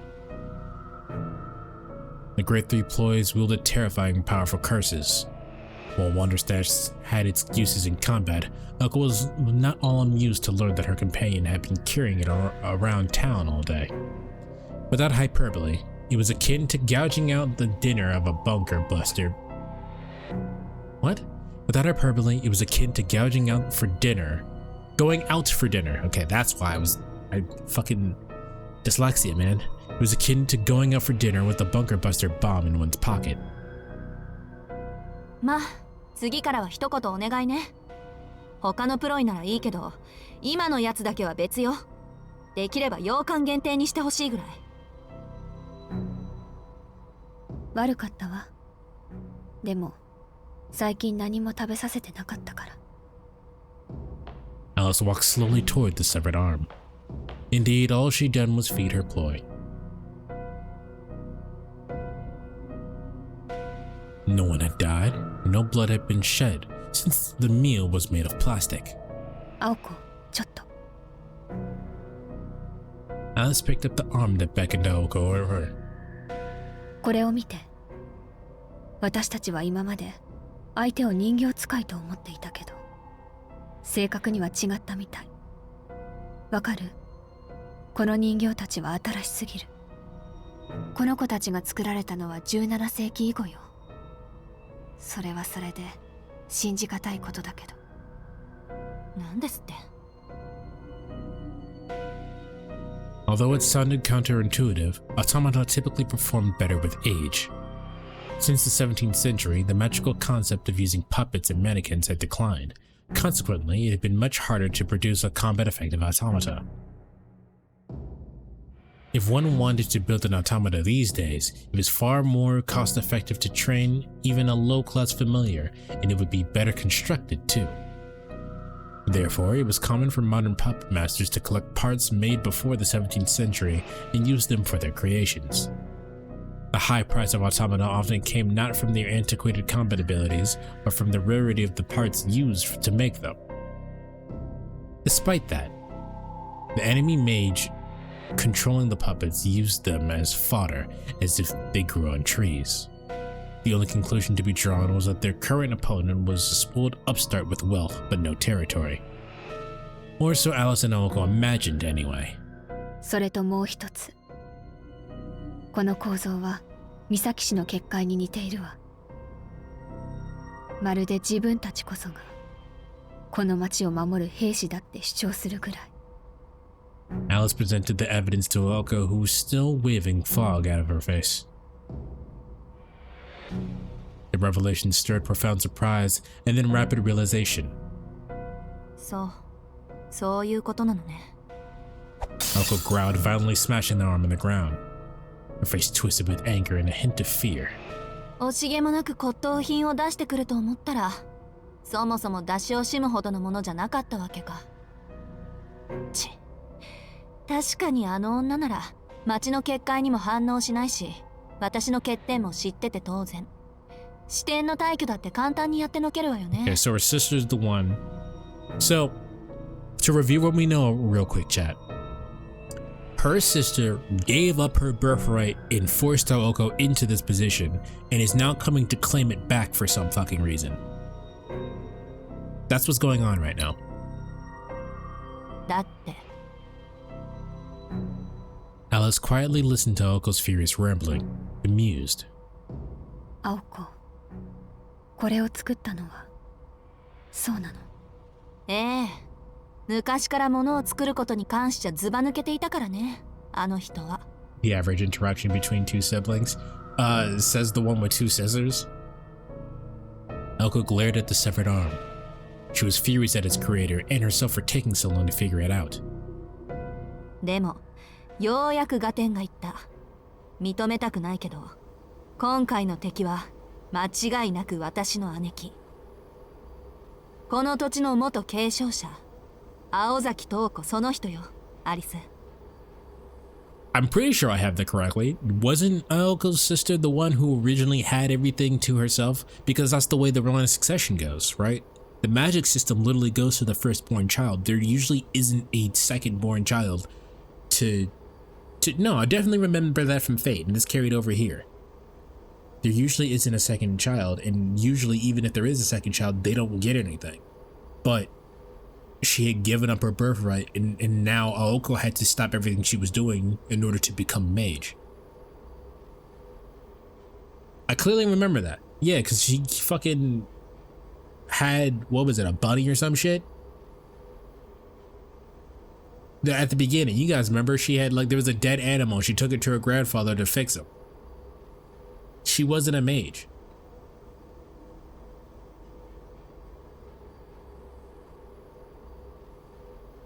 The desolate subway platform returned to silence, Aoko's words lingering uncomfortably in the air. What the fuck? A short time ago at the Kawanji estate, the videotape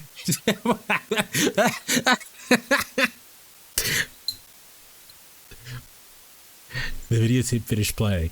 The VCR had automatically stopped playing, forgoing the need to hit the stop button to avoid static storm. Family cutaway gag type bullshit. It was more like, it's closer to a jump scare because of how strange that timing was. Like, we were all deep and serious and everything, and it's like, surprise alligator, surprise cartoon alligator. Remained on the screen was the reflection of Sojiro and Tuko. We just watched the Good, the Bad, and the Ugly, so now the name Tuko is stuck in my mind. Her name is Toko Ozaki, sitting opposite each other in conversation. 秘密を知られたから先制なしの直接攻撃ね。怪獣作を考えもしないのは青子らしいけど。It was hard to tell if she was being patronizing or indifferent. Toko Aozaki took a sip from her cup as she listened to Sojiro's story. She would have savored the anecdote about the amusement park kerfuffle were it not for the poor excuse of a cup of tea in her hands. ありがとう。参考になったわ。ここしばらく青子とは顔を合わせていなかったから、あの子がどんな風に成長したかなんて想像するしかなかったし。Yeah, this is bad for Sojiro chat. I don't think he's gonna live. それと、一応肉親として謝っておかないとね。災難に付き合わせて悪かったわ、宗十郎くん。ほんと、あの子ったら昔から迷いってものがなかったから。なさすぎると思います。Sojiro was enjoying the conversation despite having to relive those events. About an hour had passed by while the two of them sat in conversation, neither short on topics to discuss.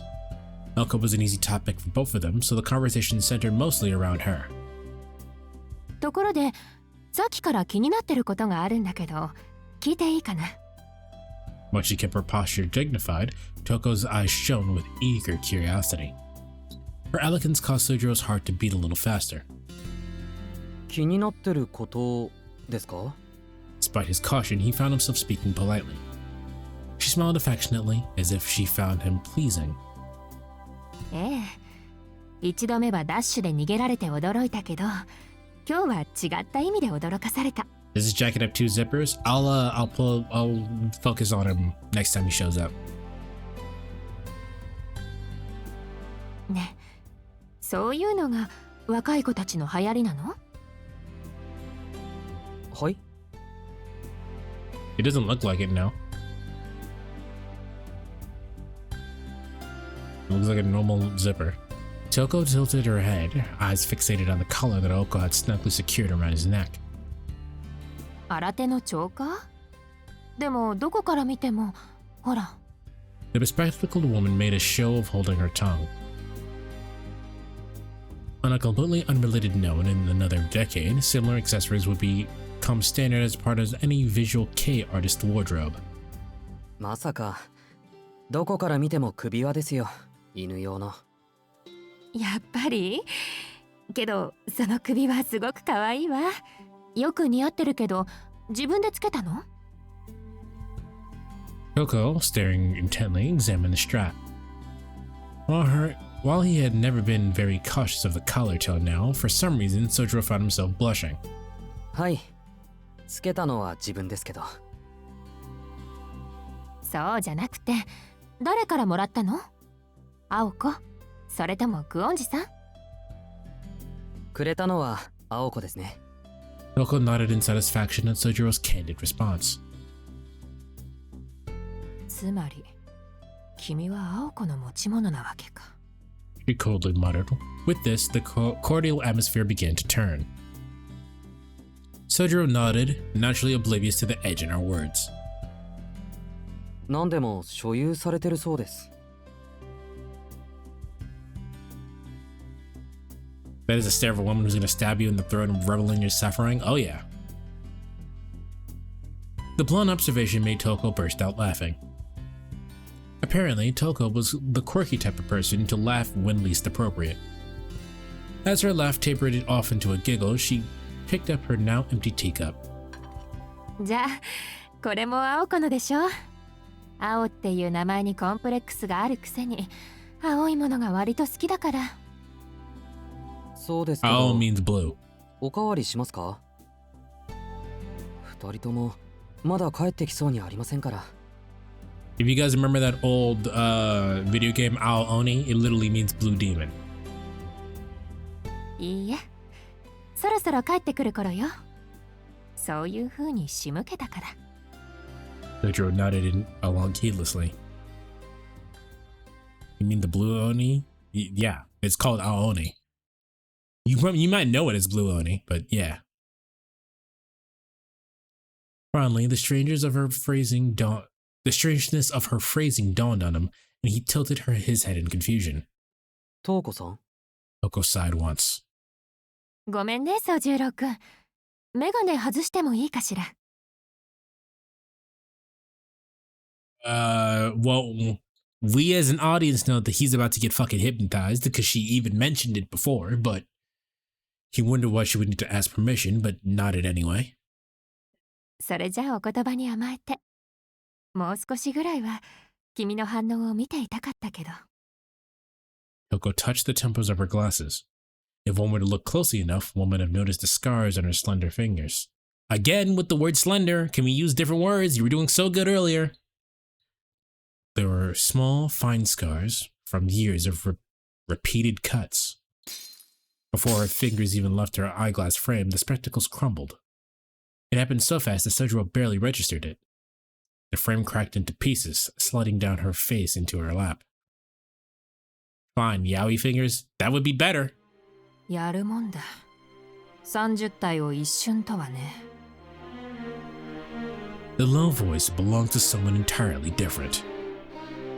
All she had done was take off her glasses, but her elegant grace had completely faded.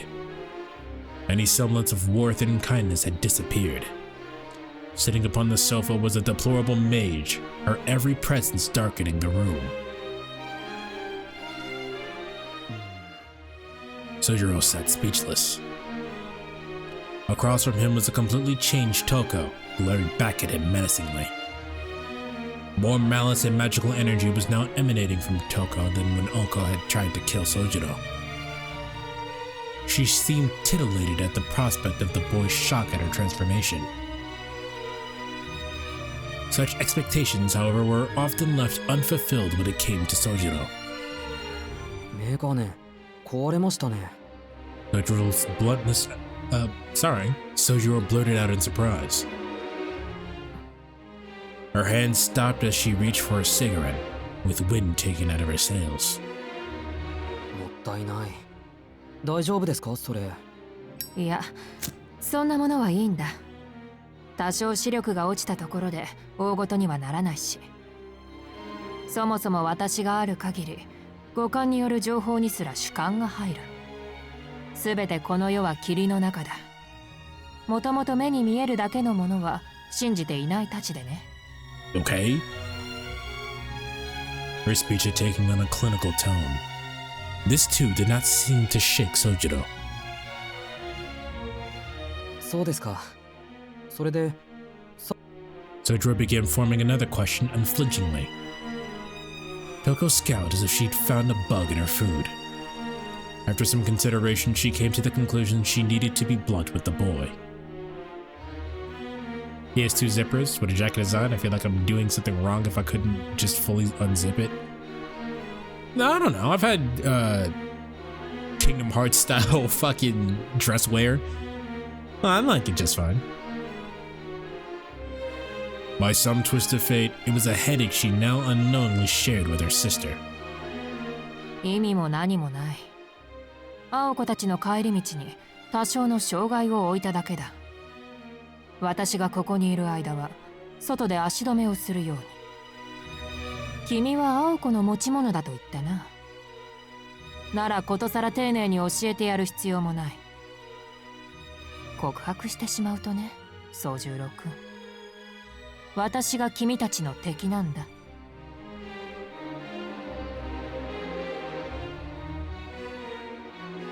Though he understood her words, the clock's second hand would rotate fully twice before anyone next spoke. They sat across from each other, eyes locked. Sojiro's shoulders tightened nervously. He had finally understood the true danger of the situation. 驚いた？ Toko asked with a grin. She was still the same woman, but without her glasses, Toko's smile was rather sinister. あなたは青崎の姉なのに。Her smile pierced him as he asked the obvious. Toko was no longer surprised that Sojiro would not be more concerned about the safety of others than his own. In just one short hour, she had come to understand Sojiro Shizuki better than he knew himself. 逆だよ。姉だから敵なんだ。私には青子からあらゆる権利を奪う義務がある。物質的なものも精神的なものも、その全てを踏みにじらなければ気が済まない。尺度として言うなら、もし青子がこの町に頼っていたのなら、まず町から壊していたぐらい。けど君のことは予想外だった。 Our sister's a dick. The question is why? Why is she going this far to do this? Toko, her eyes closed, felt sorrow. Behind her troubled expression, there was a silent conflict. 世の平等に起こるべきか、偶然の出会いとやらに嘆くべきか。これも抑止力というやつかな。 What? 無垢な部外者を手にかけるのは世の常だが、この手合いにあったのは初めてだ。いや、そもそもいるなどと考えたことすらなかったな。 Toko sighed at the ceiling and stirred in her seat. She seemed to have overcome an unexpected moment of uncertainty. Maybe she knew that forcing her to be a magic user would have made her life worse, and now that her life is starting to get easier, she came to rip it away from her. No, it's never that simple. If you were around for Fate, you'd know that things are about to get really complicated in a second. Not complicated like Kingdom Hearts complicated, but complicated in the sense that she wants something very specific and she needs her suffering to happen because of it. I just don't know what or for what purpose. 君は青子の切り札には見えない。排除しておくまでもない善良かつ無能な部外者だ。だから放っておきたいのだけど、私の六感がこう告げているんだ。君を逃がすな。いいからさっさと済ませてしまえ。と。More painfully put, she made up her mind to kill him. Though Sujiro was somewhat fluttered at how grossly she inflated his importance, he was struck more by the karmic irony. Toko had arrived at the same conclusion as her sister. However, this was no time for idle thoughts. Sojiro readied himself to stand up from the sofa in such a way as to not draw attention to the plan so clearly written all over his face, to make a run for it. バカ者。こういう時は半端に動くな。逃げるならさっさと逃げる。交渉するならテコでも動くな。なんというか、そんな風に動かれるとその気がなくともつい反応してしまうだろう。ほら、命が惜しいのならおとなしく固まっていなさい。殺さないんですか？今のところはね。私は君が気に入ったし。いや、違うな。正しくはこう。私ぐらいしか君を救ってあげられないのかも。はい。She looked the perplexed Sojiro straight in the eyes. Though actually brown, her eyes gleaming in piercing red, like the edge of a blade. It was at this moment an overwhelming sense of dizziness overcame Sojiro. His mind went numb, like he couldn't tell who he was. He was like drifting into a sinister sleep from which he'd never awake. Sojiro clenched his jaw, desperate to maintain consciousness. Toko's eyes devoured him like a bottomless pit of quicksand. In that moment, it all became clear to him. It no longer mattered that she was Oko's sister, or that she was Alice's sworn enemy. Toko Aozaki's deadly battle with the girls had become his battle. Which is why, when you find yourself feeling a special spark from a stranger met mere moments ago, that feeling is not to be trusted. You may simply be attempting to fill a void shaped like yourself with more emptiness. Sojiro tried to drag his body away from this heretofore unencountered sense of danger, but found that it would not respond. Toko tilted her head forward at him, eyes fixated on this. 君の思う通り、私は君と似たところがある。それとも君が私に近いのかな。何？食べ物の好き嫌い程度の類似だが、軽視することでもない。問題は、君が私より偏っているということでね。Biased. She clearly used a different definition of the word than the one Sojiro knew. Biased. It meant that he was alone. that he was an outsider who didn't belong in his town. A sudden, seething anger eclipsed his gentle heart. 俺一人じゃないですけど。 Sojiro shot back with all the enmity. Sojiro shot back with all the enmity he could muster as he faced this witch named Tokozaki. If he had not, he feared he would never escape her gaze. だろうな。だからこそ君は偏っているんだ。早くそれに気づきなさい。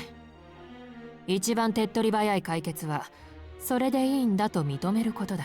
He's locked in. It's specifically the locked in that old Aang was doing. The one where he's getting like twisted up by the bloodbender and he locks the fuck in into the avatar state. He's that specific locked in.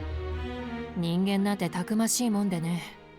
別に何もかも放り投げてもうまくいくものなのさ。けれど青子にはそれは許せない。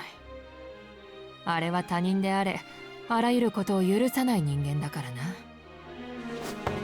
Toko leaned over the table. She reached out to him, grabbed Sojiro's collar, and roughly pulled her toward her. いや、そんなことはいいんだ。ただ純粋に私は君が欲しいと思った。君が自分の名前すら定かではないと名乗った時にね。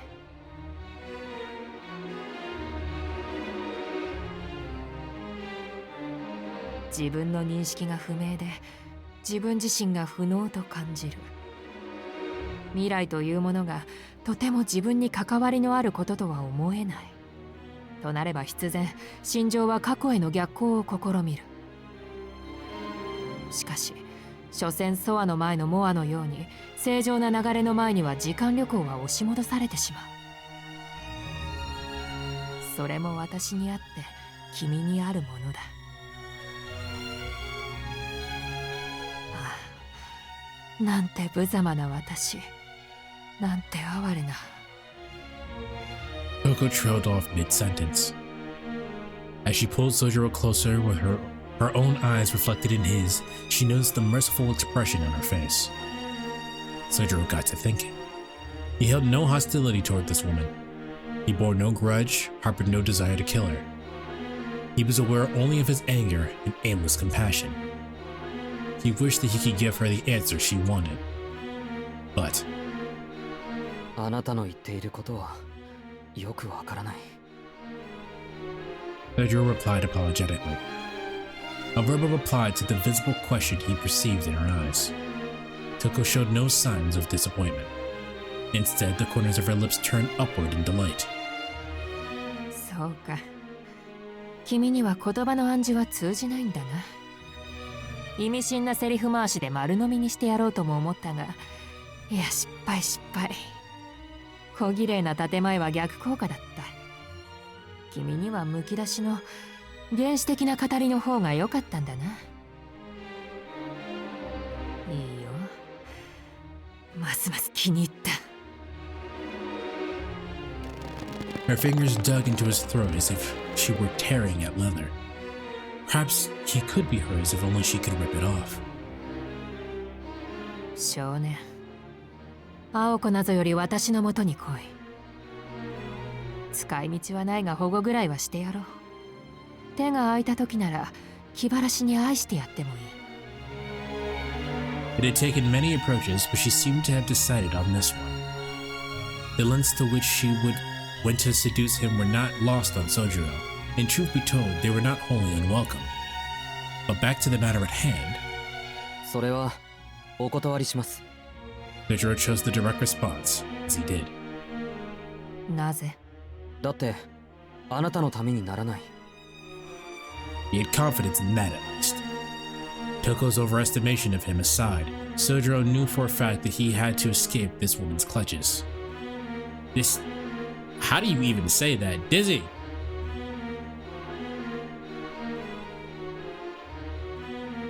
Dizzy! Boy!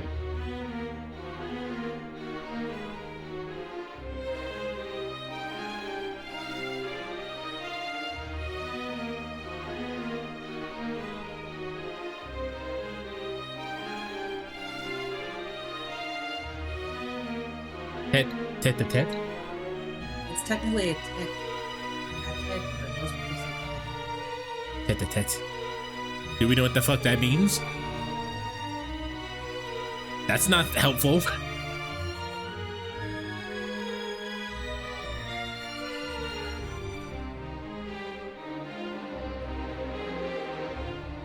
It says head to head in on Google. Okay.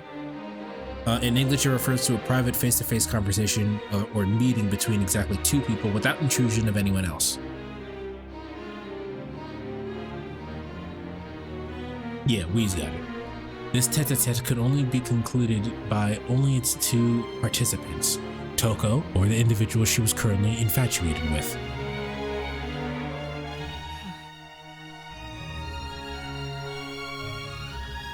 On a hunch, the boy mustered all the conviction he could feign. She gently removed her hand from his collar and jabbed him in the chest, causing him to topple back onto the sofa. そうか。なら仕方がない。君も青子の大切な持ち物として考えることにしよう。 The scarred red mage quietly stood up. 青子が帰ってくる頃だから、私は行くよ。青子では私には勝てない。とだけ伝えておいてくれればいい。それはいいんですけど。Before she left the room, Toko paused to let Sojiro continue. Like a student humbly inquiring of a teacher, Sojiro pointed to the object in Toko's hand and asked, そのカップどうするんです？ Surprised, she looked down at the teacup in her right hand that she had forgotten what she was holding. She hadn't even realized that she had been holding the cup the entire time. これ？せっかくだからもらっていく。The act of taking something without the owner's permission is commonly referred to as theft. However, this is more likely the typical relationship between Aoko and Toko, share and share alike, and so forth. Sojiro nodded to show that he understood. Unsure if his nod was sincere or not, Toko smiled the gleeful grin for the second time since taking her glasses off. やはり変わり種だね、君は。逸材かどうかは別の話だが。For just a moment, she had returned to an affable Toko Ozaki he met before the glasses came off. Leaving him with the image of her smile, she departed the mansion. Her broken glasses remained on the drawing room table.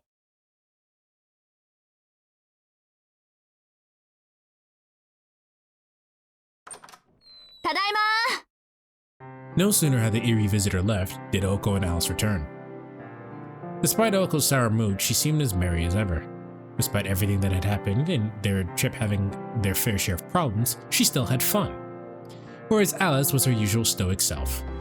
Her manner was not unlike a parent falling behind a ramping toddler cleaning up their mess. Rampaging. The scene of their return was like something out of a TV sitcom, and lost in thought, Sojiro forgot to greet them. Sojiro, 留守中何かあった? Oko asked, more out of etiquette than curiosity, while removing her coat. Without answering, he stood up from the sofa. そりゃ半日分の出来事はあったけど、それより寒かっただろう。お茶を入れようか？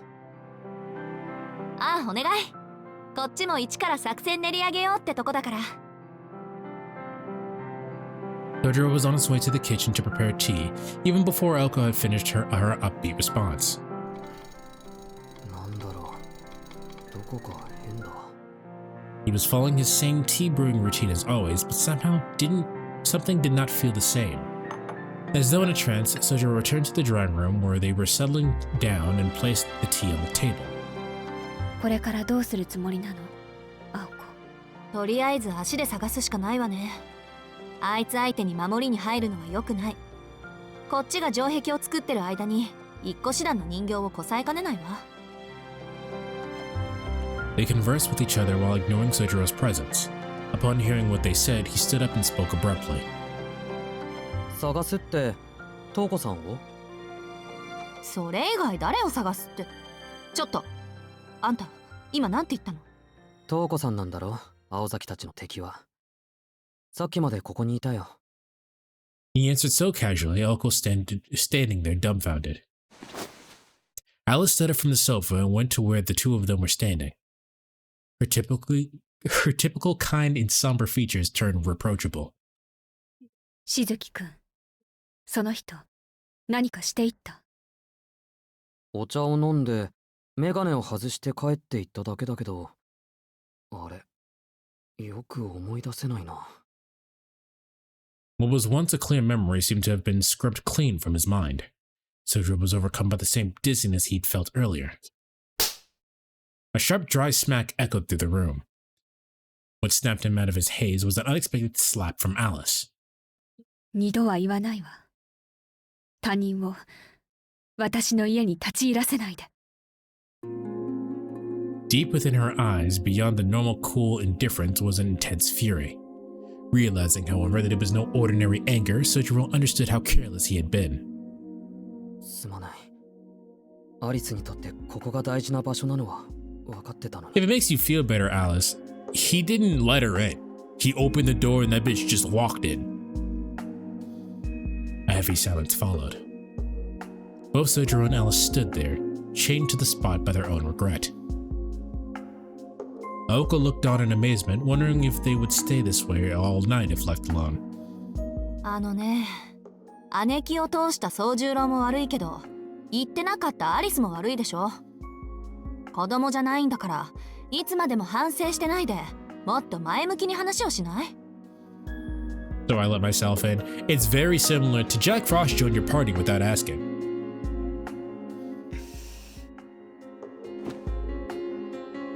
Alice hung her head and sat back down at Aoko's insistence. Sojiro stood where he was, nursing his stinging right cheek. Pain was pain, but he knew how to take a knock. Without your consent, yeah. More to the point, the crisp strike from Alice snapped him out of his fog, jogging his memory. 思い出した。青子じゃ私には勝てないって伝えておいてほしいって。大した自信ね。他には？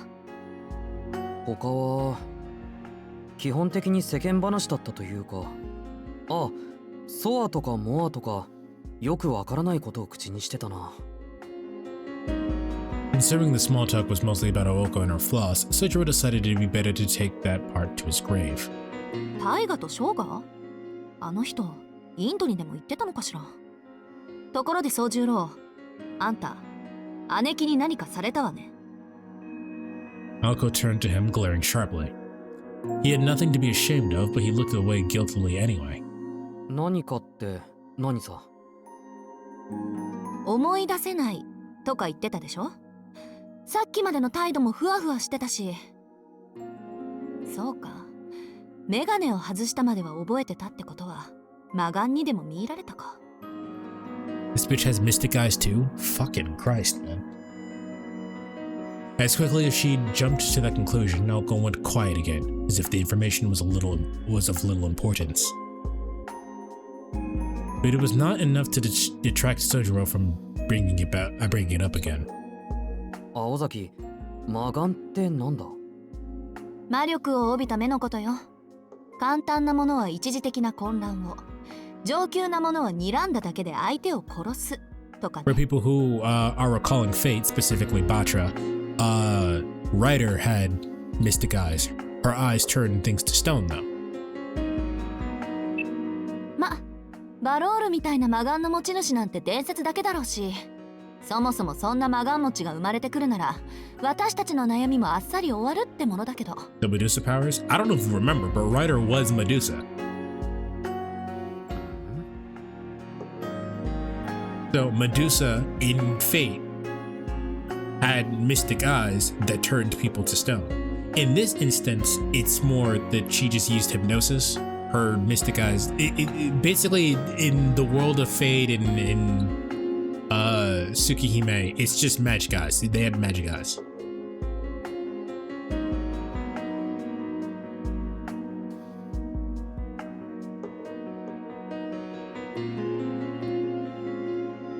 You don't remember anything about Fate?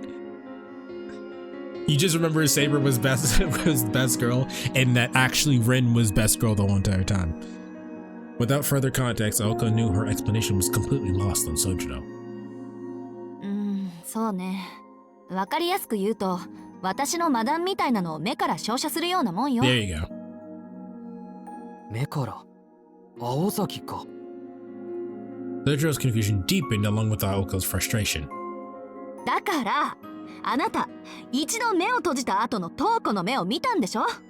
その一瞬で姉貴の魔眼に捕まったってこと。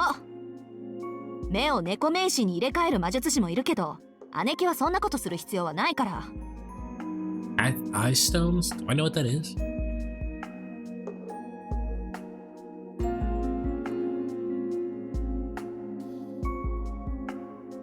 No, it's literally a stone. If Dizzy were here, they'd be able to tell us about it. Parasitic magic, whatever, virus magic. Yeah, that shit. That shit was gross. So this is what I was talking about earlier. When I play visual novels, I'm playing it for me. Like, this is 100% for me. Nobody gives a shit about this but me. あの人、生まれながらの魔眼 But 持 if ちだし you ね。 viewer give a shit about this, hit the 刺し like たり button. 準備も栄唱もなしで、シャッターするだけで切り替え自由なの。Sojiro pounded his fist in understanding. Now that he thought about it, he vaguely remembered her doing something exactly like that. Everything after that was foggy and muddled, and her mystic eyes seemed the only logical cause. Wait, are you wondering what Cat's Eye Stone is? I googled it. その話は分かったけど、 It's literally a 瞳子さん stone. は青崎のお姉さんなんだろ？なんで姉妹で殺し合いをしてるんだ？ He knew it was not something he should ask, but he did anyway. The question was against the rules. He had no business being involved in this dispute. Aoko closed her eyes to collect her thoughts. He decided it was best for all involved to at least share some background information, if only to head off further questions. If someone looks like a cat's eye, I assume? Yes, basically. いいわ、話してあげる。姉貴に関わった以上、事情を説明しておかないと危ないし。けど、なんであれ聞き返すのはなしね。この件に関しては、私は私の事情を話すだけだから。He stared down Sojiro until he nodded slowly in recognition. Knowing him, she knew that was confirmation enough. The conversation was becoming oddly friendly again, but Aoko sat up a little straighter as she prepared to tell the tale. 姉貴の話をするってことは、私と青崎の家の話と、何より魔術と魔 Alright, chat, 法 we're の getting our 話をし lore ないとい dumb. けない。 Lock the fuck in. I need...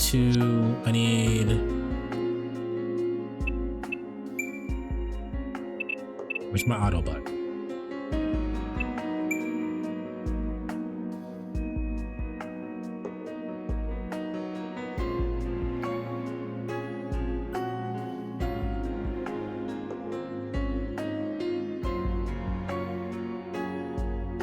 Okay. 少し遠回りになるし、多言無用な内容だけど、いずれあんたの記憶は消えるから問題ないってことで。Malcolm made sure to add that disclaimer as condition for telling him the information in the first place. 魔術っていうのはね、宗十郎、いわば共通のルールなのよ。ルーンやカバラといった魔術系統はそれぞれの科目、世界共通のマニュアルだと思えばいい。教科書さえきちんと持っているのなら、あとは血脈次第で誰でも魔術師にはなれるわ。けど、魔法を使うのは別。I find it funny how you noticed the lock in while I was eating some chicken sandwich between two halves of sliced cheese. Lock the fuck in mid sandwich bite. All I'm saying is that you're gonna have to look at the screen because this is gonna be a lot of her talking and me not saying anything. 魔法は魔術みたいに根源の渦から派生した写本じゃなくて、根源の渦に直接つながるものだから。この根源の渦っていうのは、宗十郎の分かるレベルに落とし込むと、まあ太陽みたいなものと考えて。遠くにあって何より初めにあるもので、それなくしては私たちは生活できないと言った。魔術っていうのはこの太陽からの恩恵を利用しただけのものよ。自然現象の模倣ないし代償が魔術の本質だから。神秘を学び実践し再現するけど、神秘そのものを作ることはできない。いえ、研究の末にたどり着くんでしょうけど、そこには大きな壁がある。人知では越えられないリミッターみたいな壁がね。で、魔法っていうのは太陽そのものを扱うこと。誰にも到達できない場所に行って何者にも真似できない奇跡を起こす。お金をかけようが時間をかけようが今の人類には到達できない技術、それが魔法。次元の壁を越えるっていうか、最後まで走ってみたら全く違うルールでできた世界があって、そのルールを学んじゃったってとこかしら。前に魔術に限界はないって言ったでしょ。あれは人知の及ぶ範囲なら限界はないって意味ね。対して魔法は限界だらけっていうか、一つのことしかできないけど、それも当然なの。だってこの宇宙の仕組みから仲間外れの一つっきりの交点なんだから。魔術より魔法の方がすごいというのは流れ的にわかるんだけど、限界だらけなんだよな。限界っていうか、特例特権越権の類ね。汎用性はないけど、誰にもできないことを可能とする時点で魔術世界にとっては万能とされる。そもそも魔法は根源の渦にたどり着いた魔術師へのご褒美みたいなもので、たとえその術者に魔法を使うだけの肉体性能がなくても根源へのパスができただけで魔術的にはやりたい放題ってわけ。要は地球で一番のお金持ちになるってこと。Dodra made an appreciative sound, impressed. On the other hand, Alice looked as though she wished to make many revisions to Oko's account. 一番の大金持ちか。じゃあどんなにお金持ちでも一番目でない以上は魔法はもらえないんだな。まあそういうこと。時々とんでもない角度で確信をつくわね、こいつ。あんたの言う通り、同じルート同じ方法で根源にたどり着いても1番目じゃないと魔法にはたどり着けない。どんなに優れていても2番目以降には意味がないのよ。魔法使いが5人、いえ4人か。現存する魔法使いが4人しかいないのは、一度使われたルートは閉ざされてしまうから。It's funny how in some pieces of media magic is super complicated and only people who are born into it can use it, and even then it's complicated, and in others you just have to wave around a magic stick and say some gibberish. Yeah. So money can buy happiness, but only if number is above everyone else's. Yes. It's a very complicated. They use several analogies to describe it, but I guess the way that I would describe it is like with cooking. Like magecraft would be the act of making stuff. Cooking, like you can make cake, you can make you can make fucking cookies, you know, that kind of thing. But true magic is being able to make the ingredient. Like you can't make sugar. I mean, you can, but you can't. Like, I mean, like fundamental, like you can't bake and create and everything to physically make sugar. You can harvest sugar, but you can't make sugar. True magic would be making that, if that makes sense.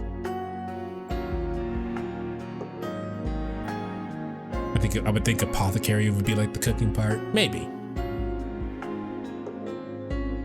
I don't actually know what apothecary is, so I can't counter that.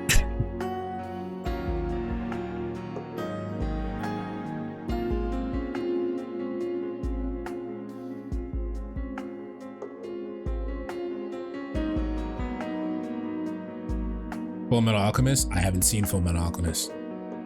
Magecraft is chef/baker and true magic is farmers. No. That's a closer approximation, but no. True magic, a user of true magic would be indescribable. There isn't anything that you could do. We don't have a one-to-one term with that. That's why it's really weird to put into terms with this. Putting things together to make other things, sure.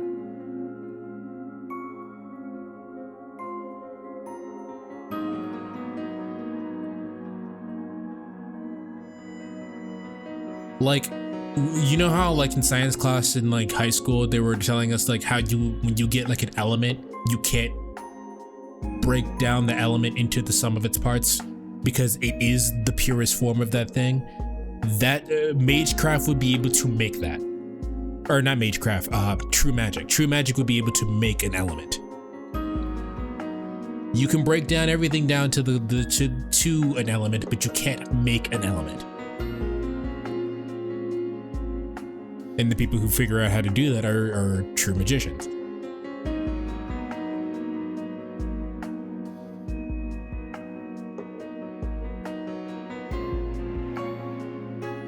Everyone clear on that? Everyone good?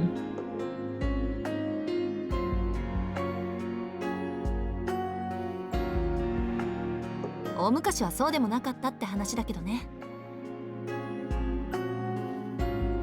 根源への道、真理への到達に壁を作ったのは皮肉なことに人間自身だった。未知を解明すればするほどルートが閉じていくなんて昔の魔術師たちは思いもしなかったんでしょう。でも結果はこの通り。気がついた時には後の祭りっていうか、多くの研鑽の末、この世から魔法は消えていっちゃったわけ。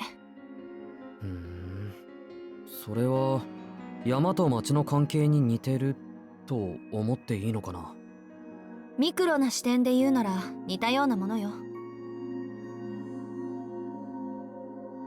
で、つい最近まで現代の魔術師たちは残された最後の席を求めていたけど、それもちょっと前にどこぞの田舎者が横取りしちゃって、椅子取りゲームはあえなく終了。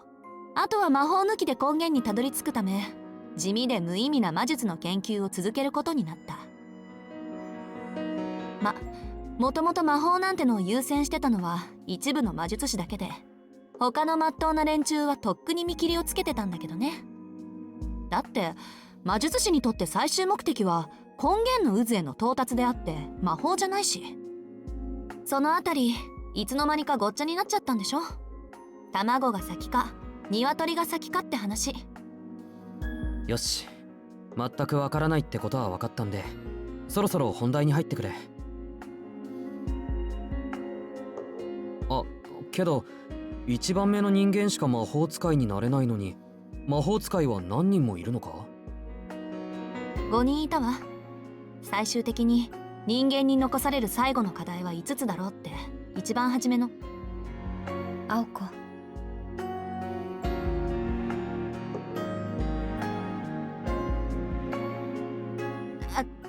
じゃあ本題ね。魔法と魔術の関係が分かったところでようやくうちの話になるんだけど、青崎の家が代々魔術師だったのは前に言ったでしょ。歴史的には浅いけど運と才能には恵まれていたのね。青崎はなんだかんだって魔法にまでたどり着いたんだから。ちょっと待った。じゃあ青崎がその…私はあくまで魔術師見習い。使えないし使う気もないわよ、魔法なんて。私はただ青崎の家を継いだだけだもの。Al considered obtusely, her voice devoid of emotion. He became a mage not to wield magic, but simply because the succession of her family's magecraft was forced on her. とにかく根源の渦にたどり着くには何代も何代も魔術を研究しなくちゃいけない。自分独自の川を作るようなものなんだから、もちろんその過程は果てがない。よほどの天賦か典型でもない限り魔法を作るなんてできないしね。そしてもし根源にたどり着いてもふさわしい後継者がいなければ一代限りの奇跡で終わってしまう。だから魔術師は血脈を重ねて代々の魔力を時代に積み重ねていく。自分より優れた後継者を生むために。Oko wrapped up the explanation by remarking that it was like producing a thoroughbred. Not that Sojiro knew what a thoroughbred was to begin with, leaving him as perplexed as the end of the story as he was at the beginning. そうやって代を重ねて魔術師は作り上げた独自の神秘、守り続けた魔術を次の世代に伝えていくの。きっと最後の最後に全ての疑問を打ち消すに足る答えがあるはずだって。It's all eugenics? Yes, actually. That's why I said there's not a reason to have multiple children, because all of the culmination of that family's knowledge gets pressed into one child. Why would you have a second one? A second one is superfluous. All of it goes to the one child. That's why I said it was weird that she has a sister to begin with. Why was Aoko born at all? Why did her older sister give up her birthright only to try to snatch it back? That's why this is weird. It is literally eugenics. でも魔術師、いえ魔法使いだってみんな悟ってるのよ。自分の代でもその次の代でもきっと最後の最後の最後まで誰もゴールにはたどり着けないって結末を。それを分かっていながら魔術を研究していくのが神秘学に取りつかれたものの宿命だって祖父はよく口にしてたけど、私の姉はそうじゃなかったみたい。Left, I can see why hanging in the air. Alice had no response. The Aozaki family passing down true magic. Aoko, the reluctant successor.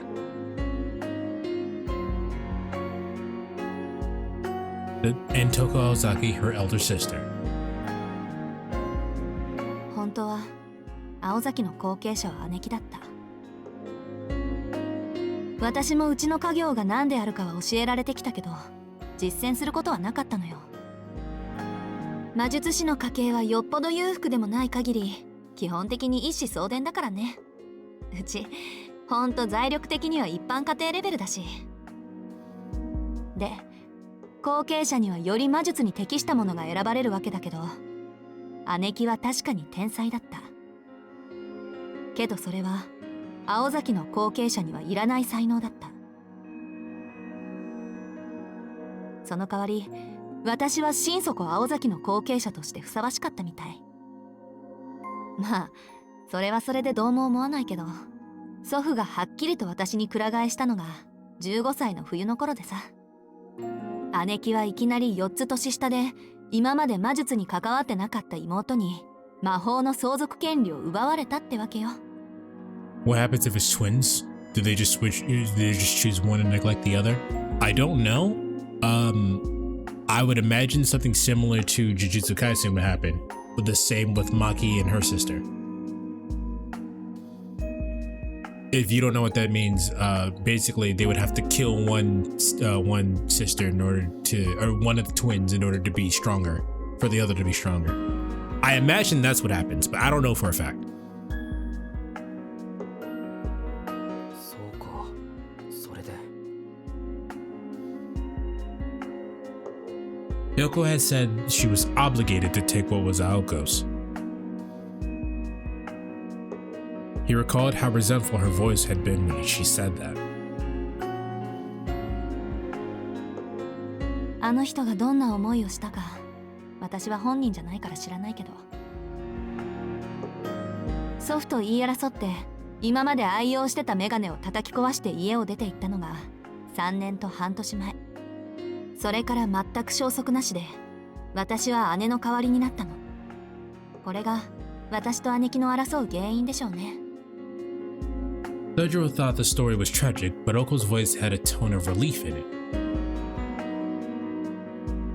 Sojiro did not know exactly who he should feel bad for anymore.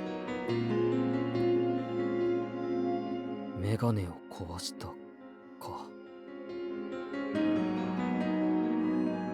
そう、あの人昔はすっごく目が良かった。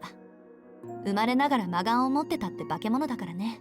けど祖父の期待に応えようとして無理して頑張った挙句、視力が下がっちゃったみたい。Elko wrestled with the memory, not sure if she had everything down exactly right. Sojiro knew how well Oko could hide her emotions, and this was not one of those moments. けどあれに何の意味があったんだろう。メガネをジジイに叩きつけるぐらいならフィンの一撃でも叩き込めばよかったのに。あの人、あの頃が才能のピークだったんだし、猛録したジジイなんてそれこそ一撃だったと思うんだけど。Sojiro shook his head, disappointed at Oko's misjudgment of the situation. 恨みつらみの話じゃない。そのメガネは大事なものだったんだ。だってそれは誰にだってわかる努力の証なんだから。それを叩きつけたんだ。痛かったんだろうな、瞳子さんは。思い出を自分で壊さなくちゃいけないくらいに。As Sojiro spoke, neither Oko nor Alice noticed the grief he was fighting to hold in. Or more accurately, that he could not understand his point of view. They could not understand his point of view. After all, in a world where mages are raised to fight other mages, empathy was in short supply. けどどうして今頃になって戻ってきたのかしら。青子の言う通り、瞳子さんならもっと早く美咲氏を奪えたのに。そうね。そんなに土地が欲しかったのなら3年前に私を殺せば後継者に戻れたのに。世間の荒波に揉まれて気が変わったとか？違う。青崎は本当にわからないのか。Sojiro shook with a faint anger. His voice changed from the boy they thought they knew.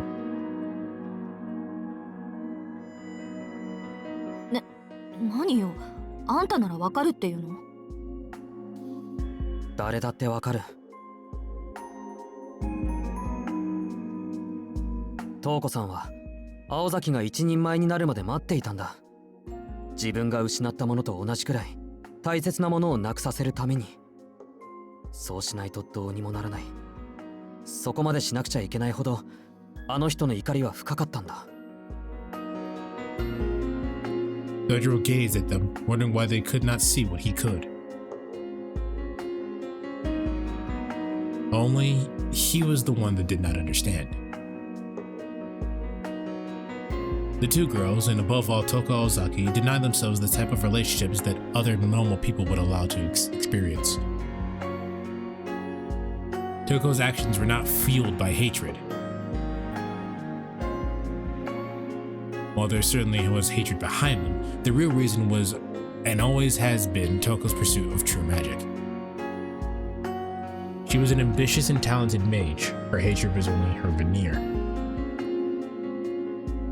Thinking of her in any other way would be an insult to the elder sister who devoted her life to the study of magecraft. All of this Oko wanted to tell Sojiro, but instead stopped herself. Even if she had, Sojiro was not a mage and could never understand, and besides, arguing with him any further would not have brought her any joy. She could not have put it into words even if she had tried. And so.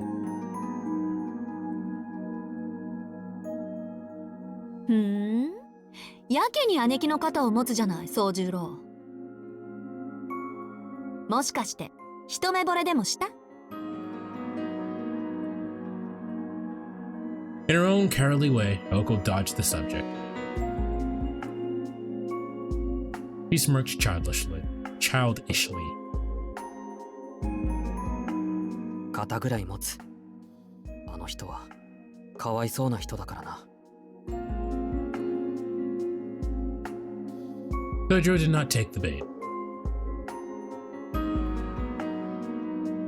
Oko was frustrated at his reply. なぜ？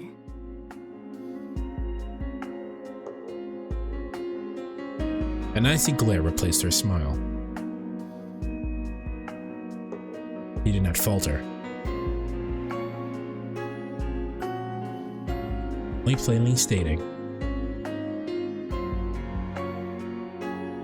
だって実の妹と争わなくちゃいけないんだろ。それはかわいそうなことじゃないのか？ This was the source of his frustration. 確かにね。 Elko's eyes narrowed unconsciously, as if hiding from a painful truth. This guy's a poison, she thought to herself. A poison with no antidote. With his words, he was unwittingly bringing her weakness to light. だけど私も姉貴もそれを何とも思ってないのよ。だってそれ以外に解決策はないんだから。 Sojiro looked down and frowned in defeat. And that's sad too, he muttered.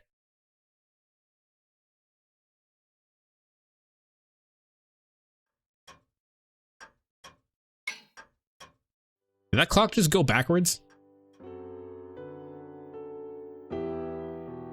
The curtain of the night had already fallen. Not even an hour had passed since Toko left the estate, and Sojiro was feeling the distance between him and the girls. Elko and Alice felt much the same way about Toko Ozaki, who seemed more elusive than a phantom. とにかく姉貴が敵だってことは宗十郎にも分かったでしょ。ならつべこべ言わず君子危うきに近寄らずよ。まあ姉貴もあんたと会って私たちとは全くの無関係だって分かっただろうから、そっちには手を出してこないでしょうけど。 Did Sojiro remember the part where she tried to steal him? And then it hits the midnight hour. Elko seemed absolutely certain in her assessment, as if to proclaim that Sojiro had dodged a bullet. Strangely, she was placing her trust in her enemy's sense of reason. そうかな。そうなのかな。そうだといいんだけどな。そうだから安心なさい。昔からいらないものには手を出さないんだから、あの人は。そっか。青崎がそこまで言うなら安心する。あ、いらないものって言えば、瞳子さんが青崎のティーカップをもらうって、セーブルのやつ。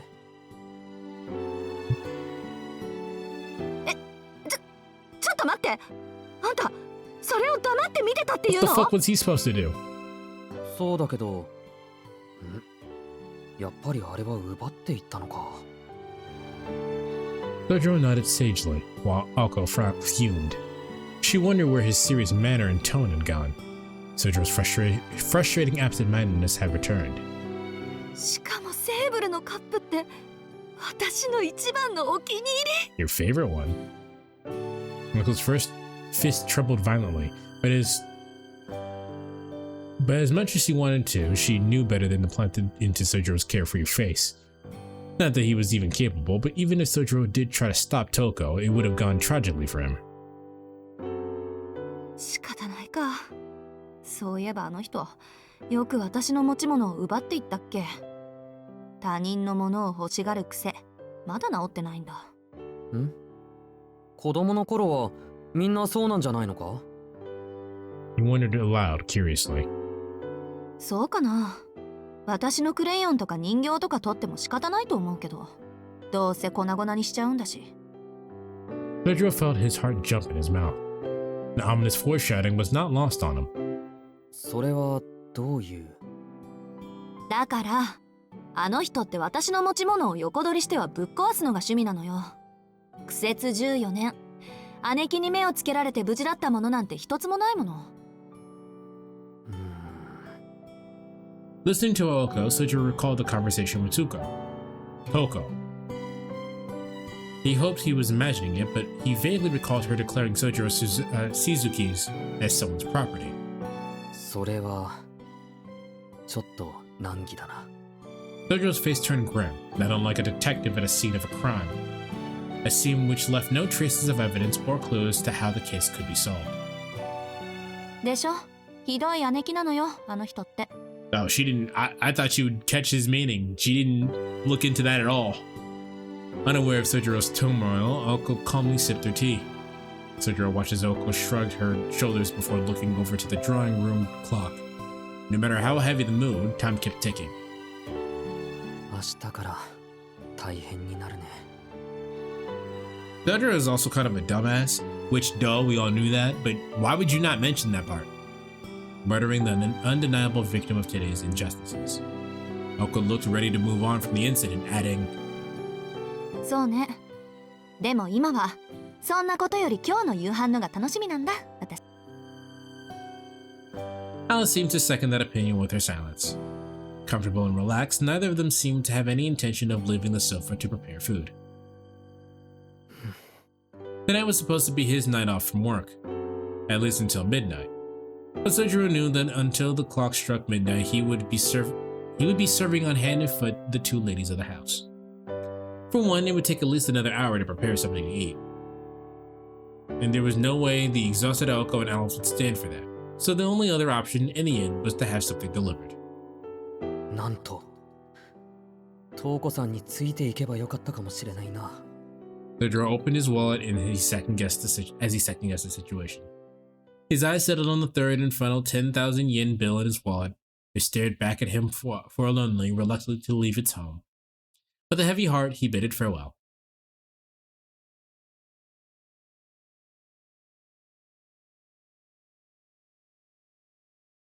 Alright, that's about 3 fucking hours.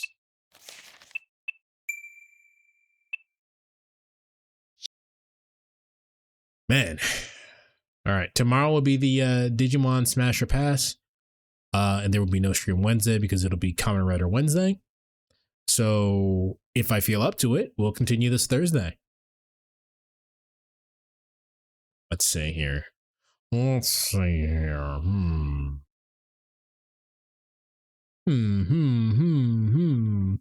know what? Let's keep the party moving. Cutting Links is playing Catherine. That's a good thing to play.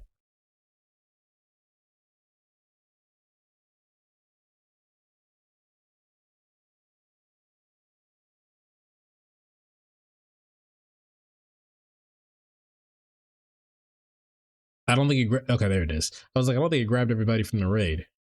All right, so we'll see you tomorrow. I hope everyone has a great night. Thank you for hanging out with me. If you're watching on YouTube, hit the like button, subscribe, all of the good stuff, and I'll see you when I see you. Later.